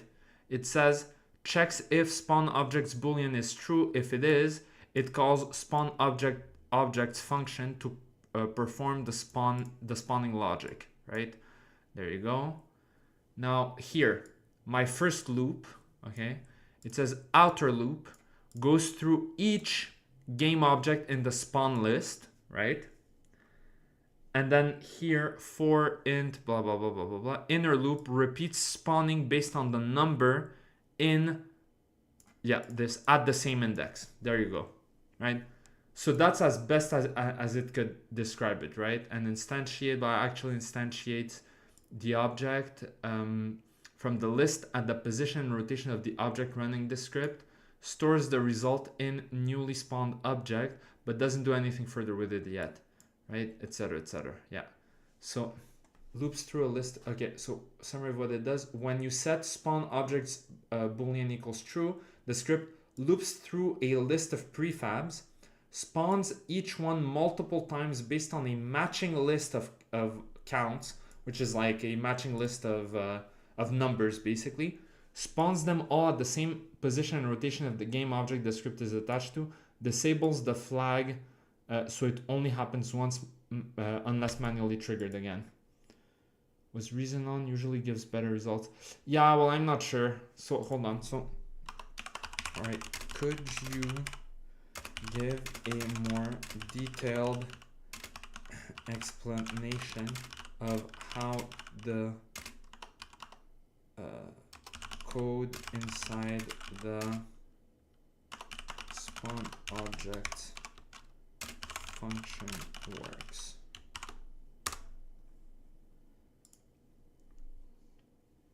Function overview. Okay, yeah, so typically this is how it explains it. This is much easier to understand. Okay, so this function is responsible for spawning multiple game objects according to 2 parallel lists. So exactly, See, it's using good vocabulary. I'm not using good vocabulary, right? And I'm sorry, like English is my third language, but like even then, I'm still not using good vocabulary. So the idea behind this thing here, so whenever I create a list variable, if like I always explain what does the index stand for here and what does the list element represent, right? What do they each represent? If I write some random stuff like it represents itself or whatever, then the list is solitary. It's a solitary list. If I write something like index equals object to spawn ID, then every single other list where I wrote the exact same thing, right? Meaning that this is what the index of each list element represents, then that means that this list and this list are basically parallel. They're like,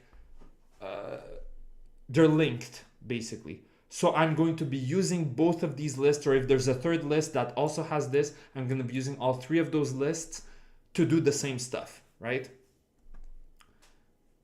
Okay, so let's continue. Okay, hold on, let's close this. Okay. Yeah, so this function is responsible for spawning multiple game objects according to two parallel lists. Objects to spawn list, which contains the objects that need to be spawned. Not try this, but you could ask it to rewrite it as pseudocode. Yeah. So after we're done with this, I'm gonna ask it to rewrite it as pseudocode. Yeah. Okay, so this function is responsible for spawning multiple game objects according to two parallel lists. Objects to spawn list, which is what game objects to spawn. Number of objects to spawn list, how many times to spawn each one. It runs through both lists, matches index by index, and spawns the specified number of each prefab, right? So outer loop goes through each prefab, right? This loop iterates over every game object prefab in the objects to spawn list. Loop index 0 is the index for the prefab you're currently working with. Exactly. See, it's explaining it so much better than I did. Jesus Christ. Right? Example, if you have three prefabs in the list, this loop will run 3 times with loop index 0, 1, and 2. There you go. Inner loop spawns the current prefab multiple times. So for loop index 1. And that's how I do it. Like, the first loop, I always write it as loop index 0. If there's one loop inside of it, I write it loop index 1. If there's another loop inside loop index 1, I'm gonna write it loop index 2, etc., etc., right? So for instance here, right, if I were to create another loop here, I would write it 1 as well, right? If, however, I were to write another loop inside of here, I would write it as loop index 2, for instance. Like, you see what I mean? This is the idea, generally, of how I do like loops inside of loops, right? Exactly. So inner loop spawns the current prefab multiple times. So for loop blah blah blah, that's the actual loop. So for each prefab, this inner loop spawns it multiple times. The number of times is pulled from the number of objects to spawn list at the same index as the prefab, which is loop index 0. Loop index 1 is just a counter for how many times you've spawned this particular prefab. Example, if number of objects 1, so this means that loop index 0 is equal to 1, and it means that the integer value at list element 1, right, at index 1, its value is 5, then this loop spawns the prefab at index 1. So yeah, so the prefab, the object to spawn list at 1, right, it spawns it 5 times, right? And then instantiating the game object, this line instantiates spawns the prefab currently selected by loop index 0. It spawns it at the position and rotation of the game object that holds the script, transform.position and transform.rotation. The returned object is assigned to newly spawned object, which is stored locally. Yeah, could be used for further setup, customization, or parenting, but right now it's just declared and left alone. Exactly. After all spawning is complete, yeah, this turns off the trigger flag that caused spawn object's function to run. Without this line spawning, would continue every frame, etc., etc. Yeah. So visual example, let's say you've populated the lists like so in the inspector. So objects to spawn list, enemy prefab, tower prefab, drone prefab. Number of objects 3, 1, 2.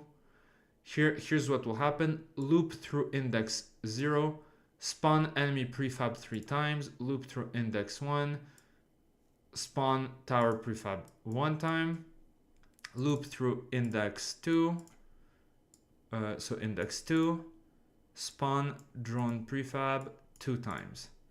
Set spawn to stop for response, total spawned objects, exactly. Suggestions for next step. Offset each spawn slightly to avoid objects stacking on top of each other.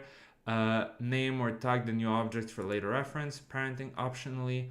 Assign them to a container. Game object, yeah. Object pooling, yeah, etc., etc. Right? So now, hold on. Before, hold on. Before running it in pseudocode, what I would like is, okay. If I wanted there to be a timer between each object instantiation, how would I go about doing so? Great question. To introduce a delay or timer between each object instantiation in your spawning loop, you can't use a regular for loop directly because loops execute all iterations instantly in one frame. Instead, you need to use a coroutine, which allows you to pause execution between iterations using yield return. Shit, okay. Here's how to modify your spawn objects function to include a timer. Public float, delay between spawns is 0.5 seconds, let's say. Spawn coroutine, spawn objects coroutine. Yield return new. Okay, gotcha. Okay, yeah. I haven't done coroutines in almost 5 years, so I'm really rusty when it comes to coroutines. But I think, yeah, just reading this, I think it would work, basically. Yeah, so basically what this here would do is that this function here would just contain this line of code, which would basically run this function. And then here when it says yield, return new, wait for seconds, blah, blah, blah, it just means it's as if this is going to pause for however many seconds this is, and then it's going to continue, basically. Right? That's what it means. So the idea here would simply be to create a delay so that not all of the objects spawn instantly, for instance, right? All right. No, okay, hold on. Okay. All right. Now, could you do this function in pseudocode?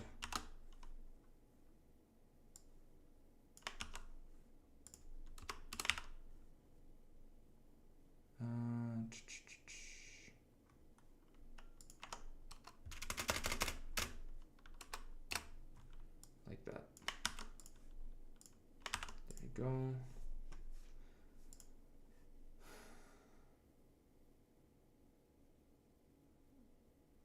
All right. So function spawn object. So for those of you who don't know, pseudocode is not real code. It's just you're writing the logic of your code using normal words just so that you can visualize the logic, right? That's what Danford meant. If we could try to do it using pseudocode. So the function is called spawn object.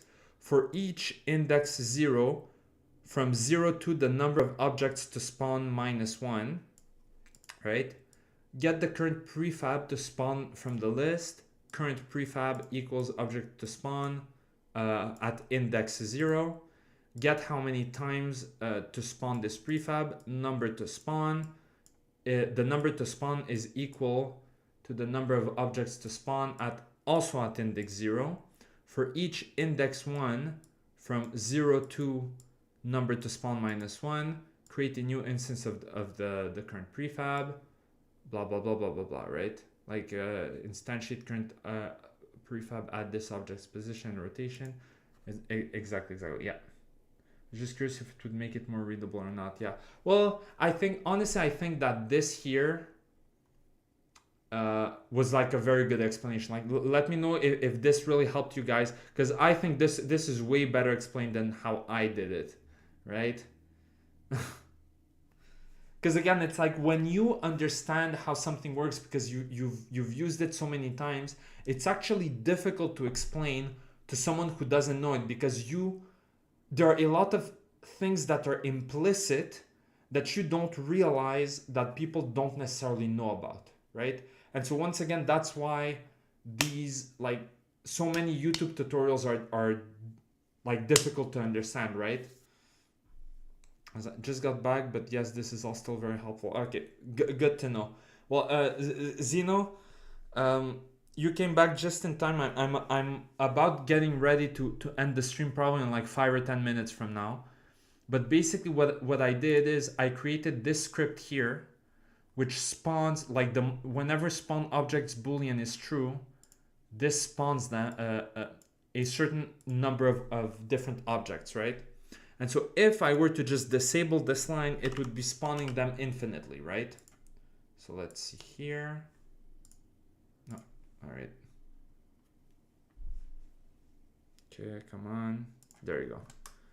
All right, so now if I press play and I click, Jesus, I started sounding Japanese there. Click the button. No, that sounded more Indian. I don't know what the fuck kind of accent that was. Holy shit. I think you put enough time into, you don't think about what the learner will be struggling with. Exactly. So now if I press spawn objects boolean, the game is going to start lagging and you're going to start seeing a shit ton of cubes appearing, right? Like 3, 2, 1, go. Jesus Christ. Let's see the game scene. This is the game scene. Yeah. Amazing, isn't it? Right? So this is why at the very end I put this, so that it only happens once, right? And then, for instance, you can have a bunch of other scripts that are implementing this, right, or whatever. And something else you can have, which is very interesting, right, is as follows, right? Let's say you can have public int current object to spawn int to spawn id, let's say, equals -1. Okay, so now what I'm gonna do here is spawn only the specific object you want to spawn. Okay, so now what we're going to do is if object id, current object to spawn id is greater than -1, okay, what we're going to do is simply copy this, spawn the current object as many times as you need based on the values inside of this, right? So then this, I'm going to change it like that, right? There you go. So hold on, so now there you go. So now what I can do, right, and again, right now I'm doing it manually, but eventually you can set up a bunch of scripts that that can manually, So here I have like my spawner manager or whatever, right? Well, now I can simply tell it like, oh, spawn me, like I need more blue enemies, I need more green enemies. And here you can determine how many enemies are going to spawn basically per wave, right? So like the script I just made, like technically we're making a platformer, but it's technically more useful, the script I just made today, for like a tower defense, for instance, right? Or any type of like survival game or whatever, right? So something that could be interesting is maybe for this game's gameplay, we could combine some what's it called, some platformer mechanics with maybe some mechanics similar to like Vampire Survivors, right? I'm thinking that could be interesting in the sense that all the player has to focus on is their mobility, and they just have to cross a level and try to survive as best as they can, right? Based on the different obstacles, the different enemies that are appearing, etc., right? Again, this is just an idea. I literally just got this idea by looking at this thing, right? The script we created. Former Ubisoft director, Claire Obscure maker slams AAA dev bloat. It would have blah blah blah. I don't know what. I got a notification on my phone about news that I don't care about. All right. So now let's put this to the test, right? Here it says, hold on. Oh fuck, Jesus. Here it says that the current object to spawn is -1, right? So if I were to activate spawn objects boolean, it would give me an error here in the console, right? Like here in the console, it's not saying anything for now. If I do this, see, like nothing's happening, right? It's not giving me an error, but the reason why nothing is happening is because it's going into this list, right?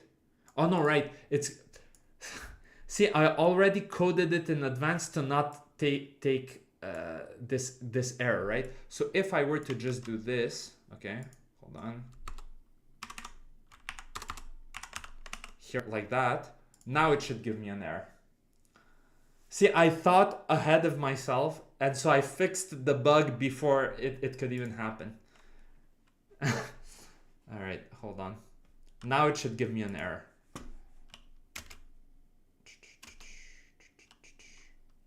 All right. So now if I click this, there you go. See? Now it's constantly giving me an error because it says index was out of range. Must be non-negative and less than the size of the collection, right? And it's referring to this here, right? That's why I put it to make sure that it's above -1, because as I said, you can't have an index that's below 0, right? There you go. So now, for instance, if I want, hold on. If I want, I want one wave of red enemies, right? Hold on. So we're gonna put here 0. Boom. See, now I got one wave of red enemies, right? Another, right? Now I want one wave of green enemies. A couple waves of green enemies. Now I want some yellow enemies. Right? Now I want some blue enemies. Right? There you go. And now let's say, let's put another boolean here. Public int spawn all objects equals false. So now what we're going to do here is we're going to, hold on, we're going to add, and we're gonna end on this, right? We're going to add all spawn all objects equals false. Oh fuck, not an int, it's a boolean. rename boolean.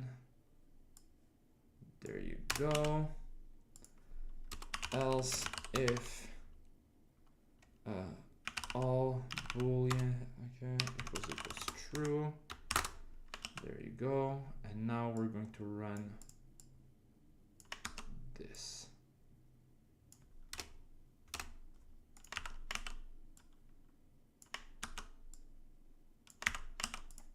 There you go. There you go. So now, yeah, and this is where we're gonna end for today. And tomorrow I'm thinking of starting to apply, to actually create a core gameplay loop, and like, you know, start working on the level design, start working maybe on different enemies and stuff like that, right? And like let me know what you guys think about this idea of like maybe, hold on. Let me just put my headphones on so I can listen.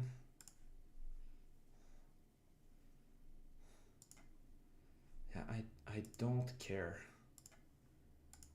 This type of shit started being put on my timeline because last week I put a bunch of Star Wars clips, right? When I was explaining my game. Jesus Christ. Okay, hold on. So, Vampire Survivors. Vampire Survivors, yeah. So here, it's all like, all of these things are happening automatically, right? And maybe, maybe eventually the player has to start moving and whatnot, right? So me, what I'm thinking is, since we're making a fucking a platformer, right? And we agreed earlier in the stream that the movement system of a platformer is what makes it or breaks it, right? Well, I'm thinking maybe what we could do, and I personally, I'm not like, I don't hate platformers, I don't love them, I'm kind of neutral about platformers just because I'm not good at them, right? I was playing around with the Vampire Survivor style game, more complex than you imagine. Yeah, well, no, bro, I'm making a strategy game, believe me. I fully understand how complex these games can be, right? Just having AIs that need to respond to you, and that all the upgrades, all the UI, all of the different balancing and shit, bro, that's a nightmare, right?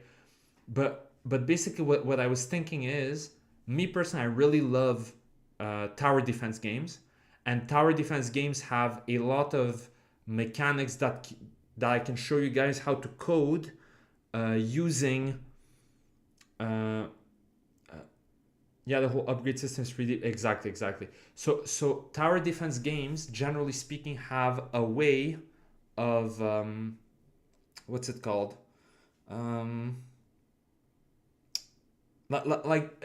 They contain a lot of mechanics that I can use to show you how to code them. So for instance, how to do projectiles, right? How to do like ray casts and stuff like that, right? Because I haven't shown you guys ray casts yet either, right? So I can show you guys a bunch of stuff if basically we combine this idea of a platformer with a tower defense game with a game like what's it called, like Vampire Survivors.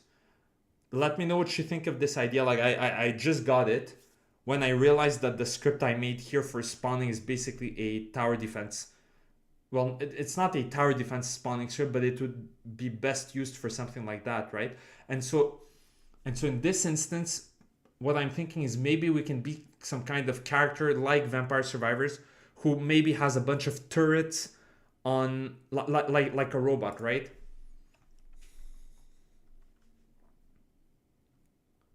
Something interesting. So here we have the torso that moves independently from the lower half, right? So what we can do is we can have a gameplay, could be a hybrid platformer and castle defense. Well, yeah, basically that's what I'm thinking, red herring. So the idea would be that all of our platforming mechanics are gonna be based on the legs, of the robot that we're doing or whatever, right?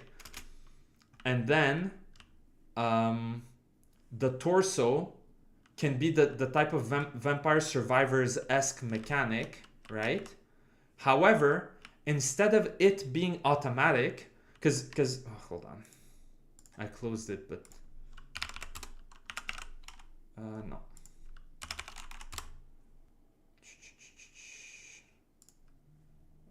History, yeah, Vampire Survivors, right? Okay, so basically here, oh Jesus,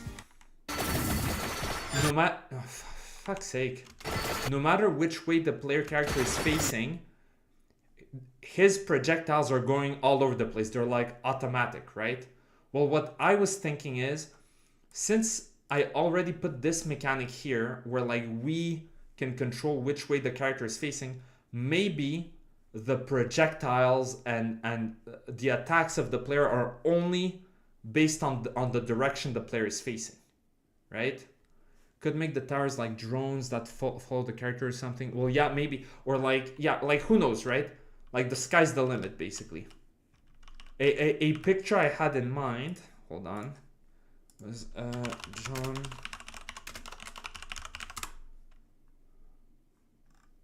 No.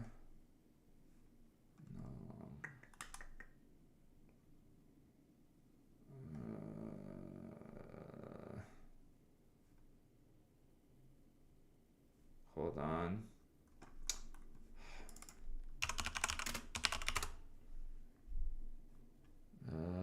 God damn it.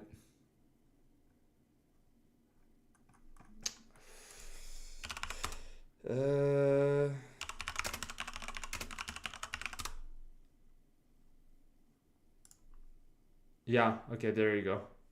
So like this, like this giant like moving city or whatever. Like obviously like our character is gonna be a mech, right? But just this idea that you have like this giant moving city and then you can like put shit on top of it, right? Because weren't there some moving city builder game? Weren't there some games that were kind of like that? Yeah, like this, I think. The Wandering Village. Greetings! Which I'm going to expand just a little bit more. Okay. Okay, another air world's constructed. Okay, yeah, there you go. So that's like the moving city, I guess. Fine. Yeah, that's the moving city, and here they're building their city. Now, I'm not saying we should do something like this, but I'm just saying like this, kind of like the idea behind this mechanic, right?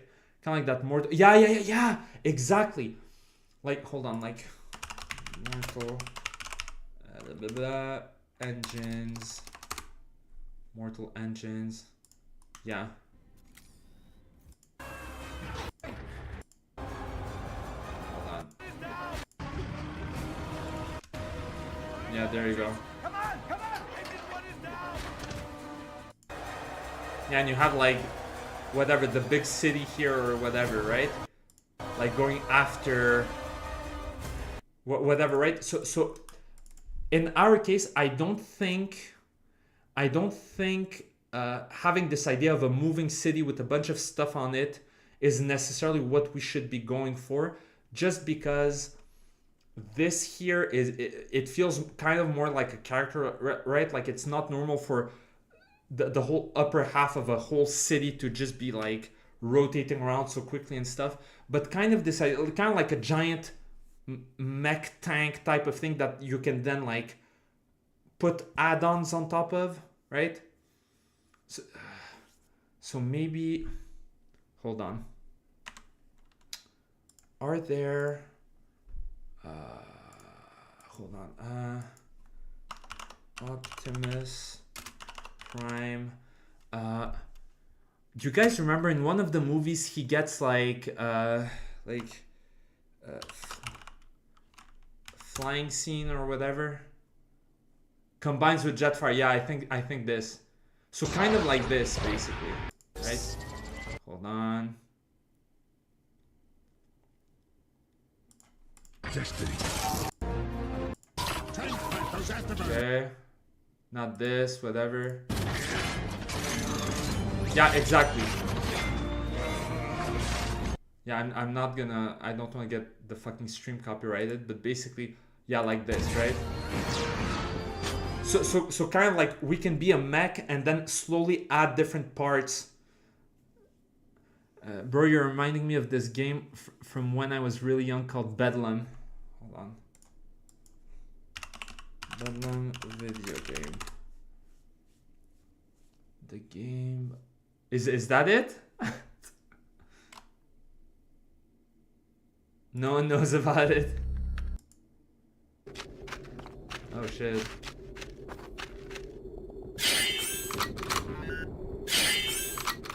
Damn. Is that the game? Or no, because this is 2015. So this probably isn't it.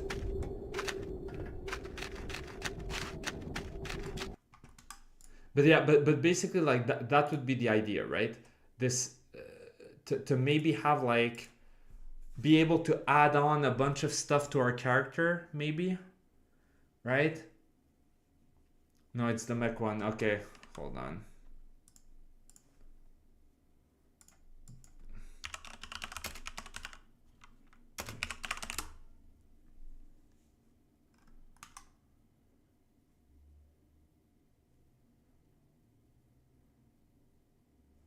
Is that it? No, that's MechWarrior 5. I'm not sure. I don't know. Oh, 1996. Okay, so that must be it then.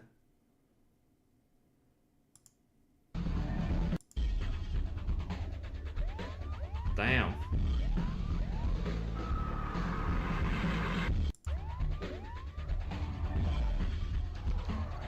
One of the best game intros of the 90s, especially the soundtrack.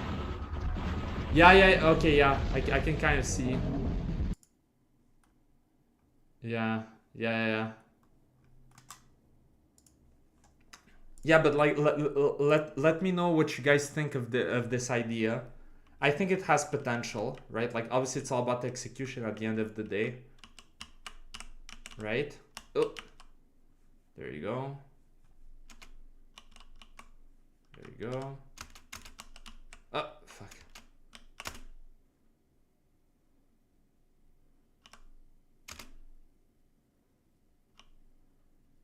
Yeah, there you go. The game's Kino anyway. Yeah, it's a great idea. Should honestly move forward with it. Yeah, but exactly. So we'll see. But for now, that's what I'm thinking. Maybe something like this. And so the challenge in creating a core gameplay would be to properly balance the movement mechanic with the what's it called, the like enemy mechanic or whatever, how you shoot and whatever. And I'm thinking kind of like in Vampire Survivors, all of the shooting is done automatically, kind of, and it's based on wherever the player is like looking at and shit. But then the movement itself is different, right? It's the player is mostly going to have to focus on movement and then like run away from enemies and stuff like that, right? And we can have a bunch of like really interesting levels. We can kind of like play around with the level design and like maybe add certain enemies that crawl on walls that are like waiting to ambush the player, stuff like that, right? We can have enemies like here who are patrolling on paths, but then we can also have enemies that are chasing the player and whatnot. You know, could be interesting.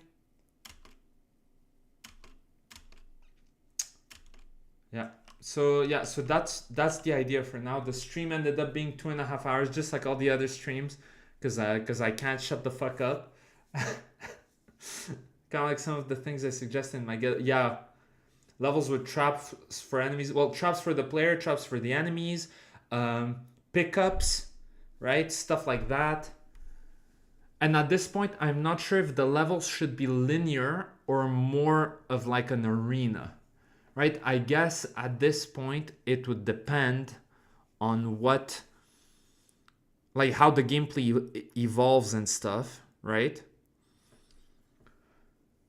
But yeah, but that's something that we'll have to see when we get there, right? But for now, that's what I'm thinking. I'm thinking that could be interesting, right? A type of maybe like arena, like kind of sandboxy arena, where the player has to survive for a specific amount of time. There's poor little human characters you can step on based. Yeah, exactly. That could be interesting.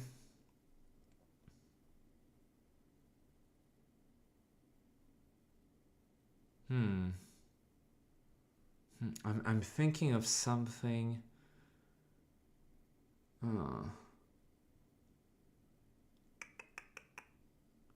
We might. Oh, this is interesting. All right. Take care, Zeno. So we could even have certain enemies that are kind of like turrets, right? Oh, this is interesting. And so maybe depending on where the player is facing, the player has kind of like a shield in front of them that shields them from different what's it called? Oh wait. Ooh, this is interesting. Okay, so what if you control where you're moving with WASD, right? And obviously you can turn your torso around, or like the upper half of whatever, like the player character, whether it's a moving city like in Mortal Engines, or it's like a mech or whatever, right? Yeah, well, exactly, Zeno, exactly. So what I'm thinking is, let's say, hold on. Let's say when you press left click, wherever you're facing is wherever you're shooting, and then when you press right click, instead it moves the shield. So let's say I press left click here, I'm gonna be shooting in this direction regardless of where I'm turning, right? But then so here I turn, I press left click, I'm shooting here. Automatically, any enemies that are going in that direction or whatever. But then I turn around and I press right click and the shield moves to face this way, right? Maybe that could be interesting, right? I don't know. Anyways, right now we're like brainstorming. I guess the key would be to change, well, to prototype this idea eventually. Then you can have civvies. You have to avoid killing as well. Yeah, could be that as well. Could be a bunch of stuff. You could maybe have a mechanic where, like, if you make a certain number of points or combos or survive for a certain amount of time, you can get like you can call like a drop or something. I'm not sure, you know. Could be interesting. Then you can have, yeah. Nah, Danford, Zoe did that and it was a chore. Yeah, well, we'll see. We'll see how we're gonna go with it. But I think we have a good place to start with. Could just be score based, so it's not mandatory. Yeah, or it could also be like a survival type of thing. Like, how long can you survive? Kind of like in Vampire Survivors, or in a Dark Conquest Dark, I think it's called, right? Hold on. Conquest Dark is another interesting one. Hello everyone, Cap here, and welcome back to some more Conquest Dark. Let's break a... Yes, enough help to get close to us. Get this. Yeah, stuff like this. Get this. Get this, actually. Yeah. Get this. Attack, reach, and damage to injured. There's another dodge chart. Yeah, I think that this could be a good core gameplay. Like, you have to survive for 30 seconds or 60 seconds, and every 30 to 60 seconds you get something like this, kind of like a roguelike, that you can then choose. And this would allow me to show you guys how to do UI and stuff, right? and how to, because I'm also thinking of like what kind of mechanics could I show you guys how to. Bro, I've legit, I don't think I've seen I think the last Endymion video I saw, and it might also have been the first, is his interview with Marty O'Donnell.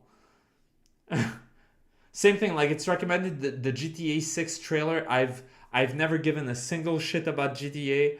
I couldn't care less, right? Anyways, but yeah. So what I'm thinking is maybe something like this, right? Maybe it could be a game where you're like stuck in an arena. Yeah, I'm probably gonna do the same, Dan. Don't recommend channel. But yeah, basically, yeah, same. So many grifters. They're everywhere. Yeah. Including Kirsha. I think she's a grifter, but anyways, that's just my opinion. I haven't watched, admittedly I haven't watched like any of her shit, but the few like 15 to 20 second, like that's the most I've ever been able to watch, right? Whenever I saw somebody watching her like EGAD or whatever, I couldn't watch her for more than 15 to 20 seconds because then I was like, yo, like this is cringe. Like I hate fake shit, right? Like stuff that feels inauthentic, and she feels inauthentic. So anyways, that's just my gut feeling, right? Anyways, nothing personal against her. I don't know anything about her. Like I haven't kept up with all the drama, and I don't intend to. I don't give a fuck about any of this. But the few clips that I've seen, I was like, this is kind of inauthentic. It's cringe, you know. Yeah, see, I don't even know what clip Synth commented on, and I don't care. But yeah, exactly, Red Herring. She feels 100% performative. Yeah. Phase 1, over-the-shoulder camera, building and setting traps. Phase 2, roguelike. Ooh, that could be interesting. That could really be interesting, actually. Hold on. Oh shit, I just had an idea.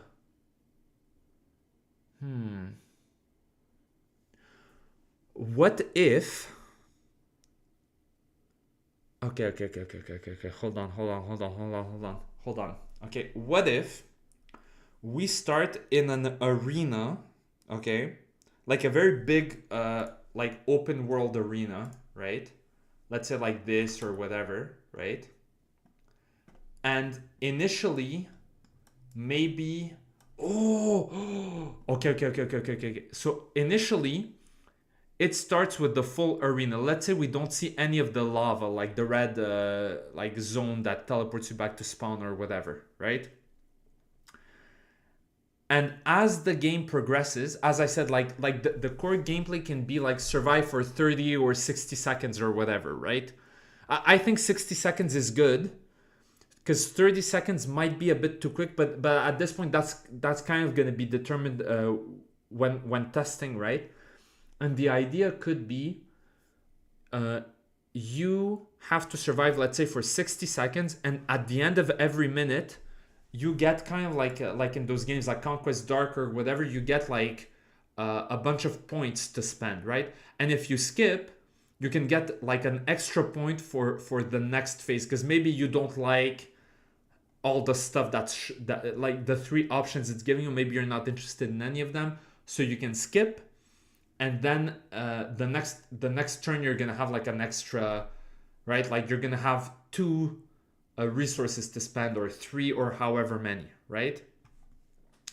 And so the idea is that as well, yeah, exactly. It could be different like mech add-ons, right? So maybe initially you start with like the most basic stuff, and as the game progresses, you can add different parts, right? Like something that can make you temporarily fly, because like Red Herring had a few suggestions here, like a missile launcher, a jetpack, etc., right?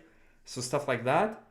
And then the idea is, the longer the game progresses, the more the map starts becoming smaller and smaller, right?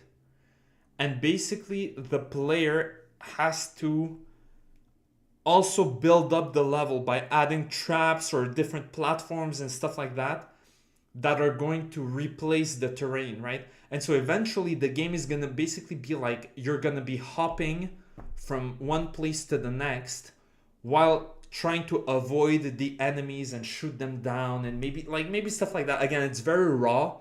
I'm not sure exactly how we would go about executing this, but for now that's what I'm thinking, right?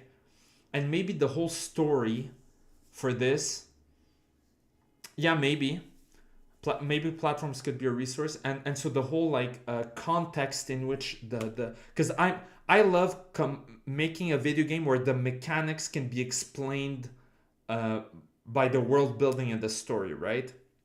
Because I play games to be immersed, right? And for me, only having fun gameplay isn't immersive enough. I need just a bit of context, right? Just to be able to immerse myself in whatever's going on, right? So what I'm thinking is it could be kind of something like hold on. No, not this.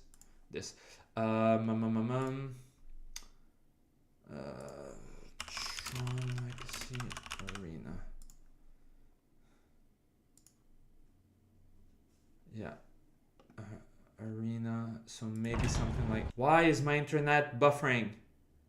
Like what? Oh my god.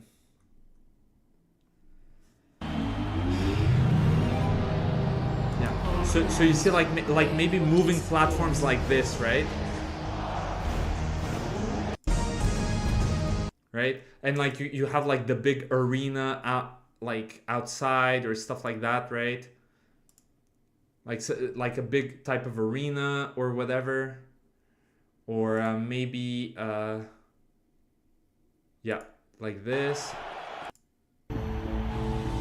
Yeah, like this big, like you see like this big arena, and eventually like the different like platforms or grid or whatever the fuck, it's like changing, it's moving,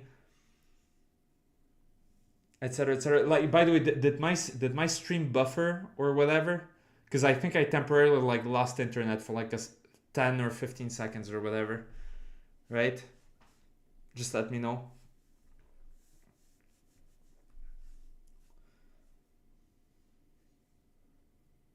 Yeah, I agree. Daft Punk, like the OST for Tron Legacy is fire. Okay, yeah, sorry. So the idea I had was maybe we can have like some kind of um like arena type of stuff like this, right? With like different vehicles or whatever the fuck, right? And I really want to focus on like verticality and stuff, right? So maybe the idea is that it's just a question of how long can the player survive, right? So it's a video game about high score, and then like every 60 seconds the game like pauses and the player has to choose like an upgrade or something, you know? That could be interesting, you know? Yeah. I think we have a good idea, a good starting idea, right? Hold on, let's close this, and hold on, this, I think this would fit because I have a whole folder. Well, I have a bunch of different folders with concept art for all sorts of game ideas I had, right? So like I think I showed this already, but for my different civilizations, right? Like for the first civilization I'm gonna be making in my game, I showed you guys these already, but I'm gonna show them again, right? Like spaceships like these, right, etc. So this is just to give me an idea of like the visuals, kind of like the shapes and stuff for the spaceships for the game I'm working on, and I'm showing you guys like for the game dev project and stuff. What I'm thinking is maybe something more along the lines of Tron Legacy, right? But also possibly something a bit more cyberpunkish, I'm not sure, like maybe something like this, right? Something like that, you know. Hold on, let's see, like, you know, yeah, something like that, you know. Yeah, who knows, right? Something maybe, you know, with this style, with something similar to Tron. I don't know, right? It's just ideas. Yeah. Maybe weird, like, looking technology like this. This is a bit too fantastical, but kind of like the shapes of the guns, you know, stuff like that. Who knows, right? Anyways, so I don't write down my ideas in case they're stolen. Everything is in my head without fail. Well, that's good. Me personally, I'm not worried about anybody stealing my ideas just because ideas are a dime a dozen. And of course, some ideas are better than others, obviously. But at the end of the day, it's all about the execution. Like me personally, I love the first Avatar movie, the James Cameron Avatar, right, movie. I really liked it because I found that the execution of the movie was really good. The second movie was shit, in my opinion, and was completely unnecessary. But the first movie was really good just because it was executed really well, right? But the story itself is not it's not original at all, right? But then you look at something like Aliens or like Terminator, that the execution is really good, but the story itself is also really, really interesting and really good. You know what I mean? So again, it's good to have interesting ideas, but it's even better if you know how to execute them properly, right? Exactly. And also the thing is, my ideas are always very, very what do you call them? They're very ambitious. Uh, like my plans and my ideas and everything are very ambitious. And as you guys have probably seen already, and as you guys are definitely gonna see, making a video game is actually really fucking difficult. It takes a lot of time and effort, and the key is to not give up. And most people give up, right? Because it takes time, right? Like this game I'm making right now with you guys, if I were to get serious to make this into a real proper video game, it would probably take me a year to make it properly, right? Just because like I don't have any time. I'm already working on the game, etc., etc. If I was working on it full time, I could probably make it in 6 to 12 months, right? If I was working on this full time rather than just every weekend or whatever for like a couple of hours, you know? Yeah, the first Avatar is a great tech demo with a stunning world, but the narrative is shit. Yeah, pretty much.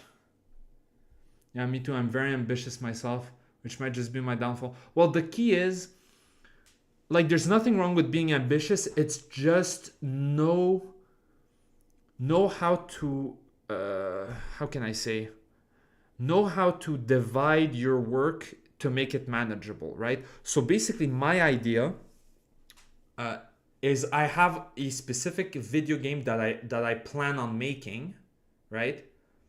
Well, exactly. Everything is easier as a thought. Trying to actualize things is difficult. Exactly. If it was easy, everybody would do it. It's easy to have ideas. It's difficult to turn these ideas into reality, right? And me, for instance, my goal is to eventually make like the ultimate MMORPG, right? Like whenever you watch games like Sword Art Online, anime like Sword Art Online, or any piece of media, or like Ready Player One or whatever that like creates this type of like MMORPG that's like next level. That's the goal of the ultimate game I want to make, right? Like my magnum opus, if you will, right? But I'm not gonna make this in a year or two or even in 5 years, right? So the idea is I'm gonna make a bunch of different games that are each going to be prototypes for the next game. And I'm constantly going to be reusing a lot of the code, a lot of the logic, a lot of the game design from my previous games, but just tweak it a bit to work with the different genres, right? And then slowly but surely work my way to making this type of like MMORPG that I would like to make one day, right? But until then, I'm gonna make more doable games. You know what I mean? Yeah, that has always been my creative flaw. My mind and body seems to just shut down midway through, and it never comes out well. But that's mostly with drawings. Yeah, many such cases. Mine's similar, just a game that allows you to take any role in a way you could play it as an RPG or an. Ooh, that's interesting. See, mine wouldn't be like that. Mine would really be like just your typical third-person RPG, but like you can kind of do whatever you want within the context of an RPG, kind of. It's very nebulous, but anyways, I could describe that game. I've been thinking of that game since I was 9 years old. So that just gives you an idea of like how long I've been thinking. I'm gonna be 29 in a couple of months, right? So I've been thinking about this idea for 20 years almost, right? But yeah, so yeah, that was kind of what I thought. First games are merely teases for sequels that would fully expand them. Yeah, exactly. Just imagine a game where you could be the hero fighting another, playing. Oh yeah. Well, yeah, that could be cool. And technology is getting to the point where you can practically already do that, right? So I mean, it's a matter of time, right? But anyways, I could keep rambling on for forever, but I actually need to get to work on my game. So what I'm thinking is, I think the idea we came up with at the end of today's stream is interesting, and I'm thinking that tomorrow we should start exploring that idea and really try to make a more concrete game. What's it called? A more concrete core gameplay loop, right?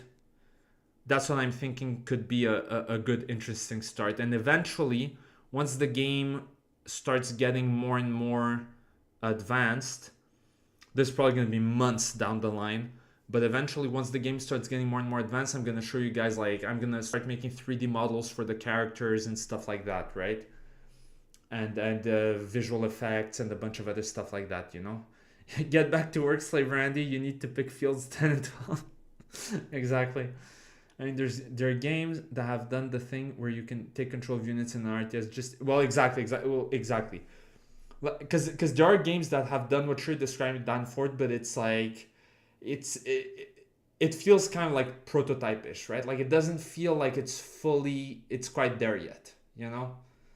But yeah, I know what you mean. Anyways, on that note, I'm gonna let you guys go. Before that, I'm just gonna end the poll. So far, everybody has expressed interest in watching live streams of me constructing the galactic map for my game. So probably in the next coming weeks, if not months, I'm gonna start doing regular streams, or like somewhat regular streams where I'm building the galactic map. And since I'm gonna be streaming, I'm gonna let you guys help me design the galactic map. So let me just open it up again for the millionth time. Oh, not this. Hold on. So this thing here, this rough idea, is what I'm going to transform into an actual visual thing that's going to function as the galactic map, kind of similar to. Hold on, let me just.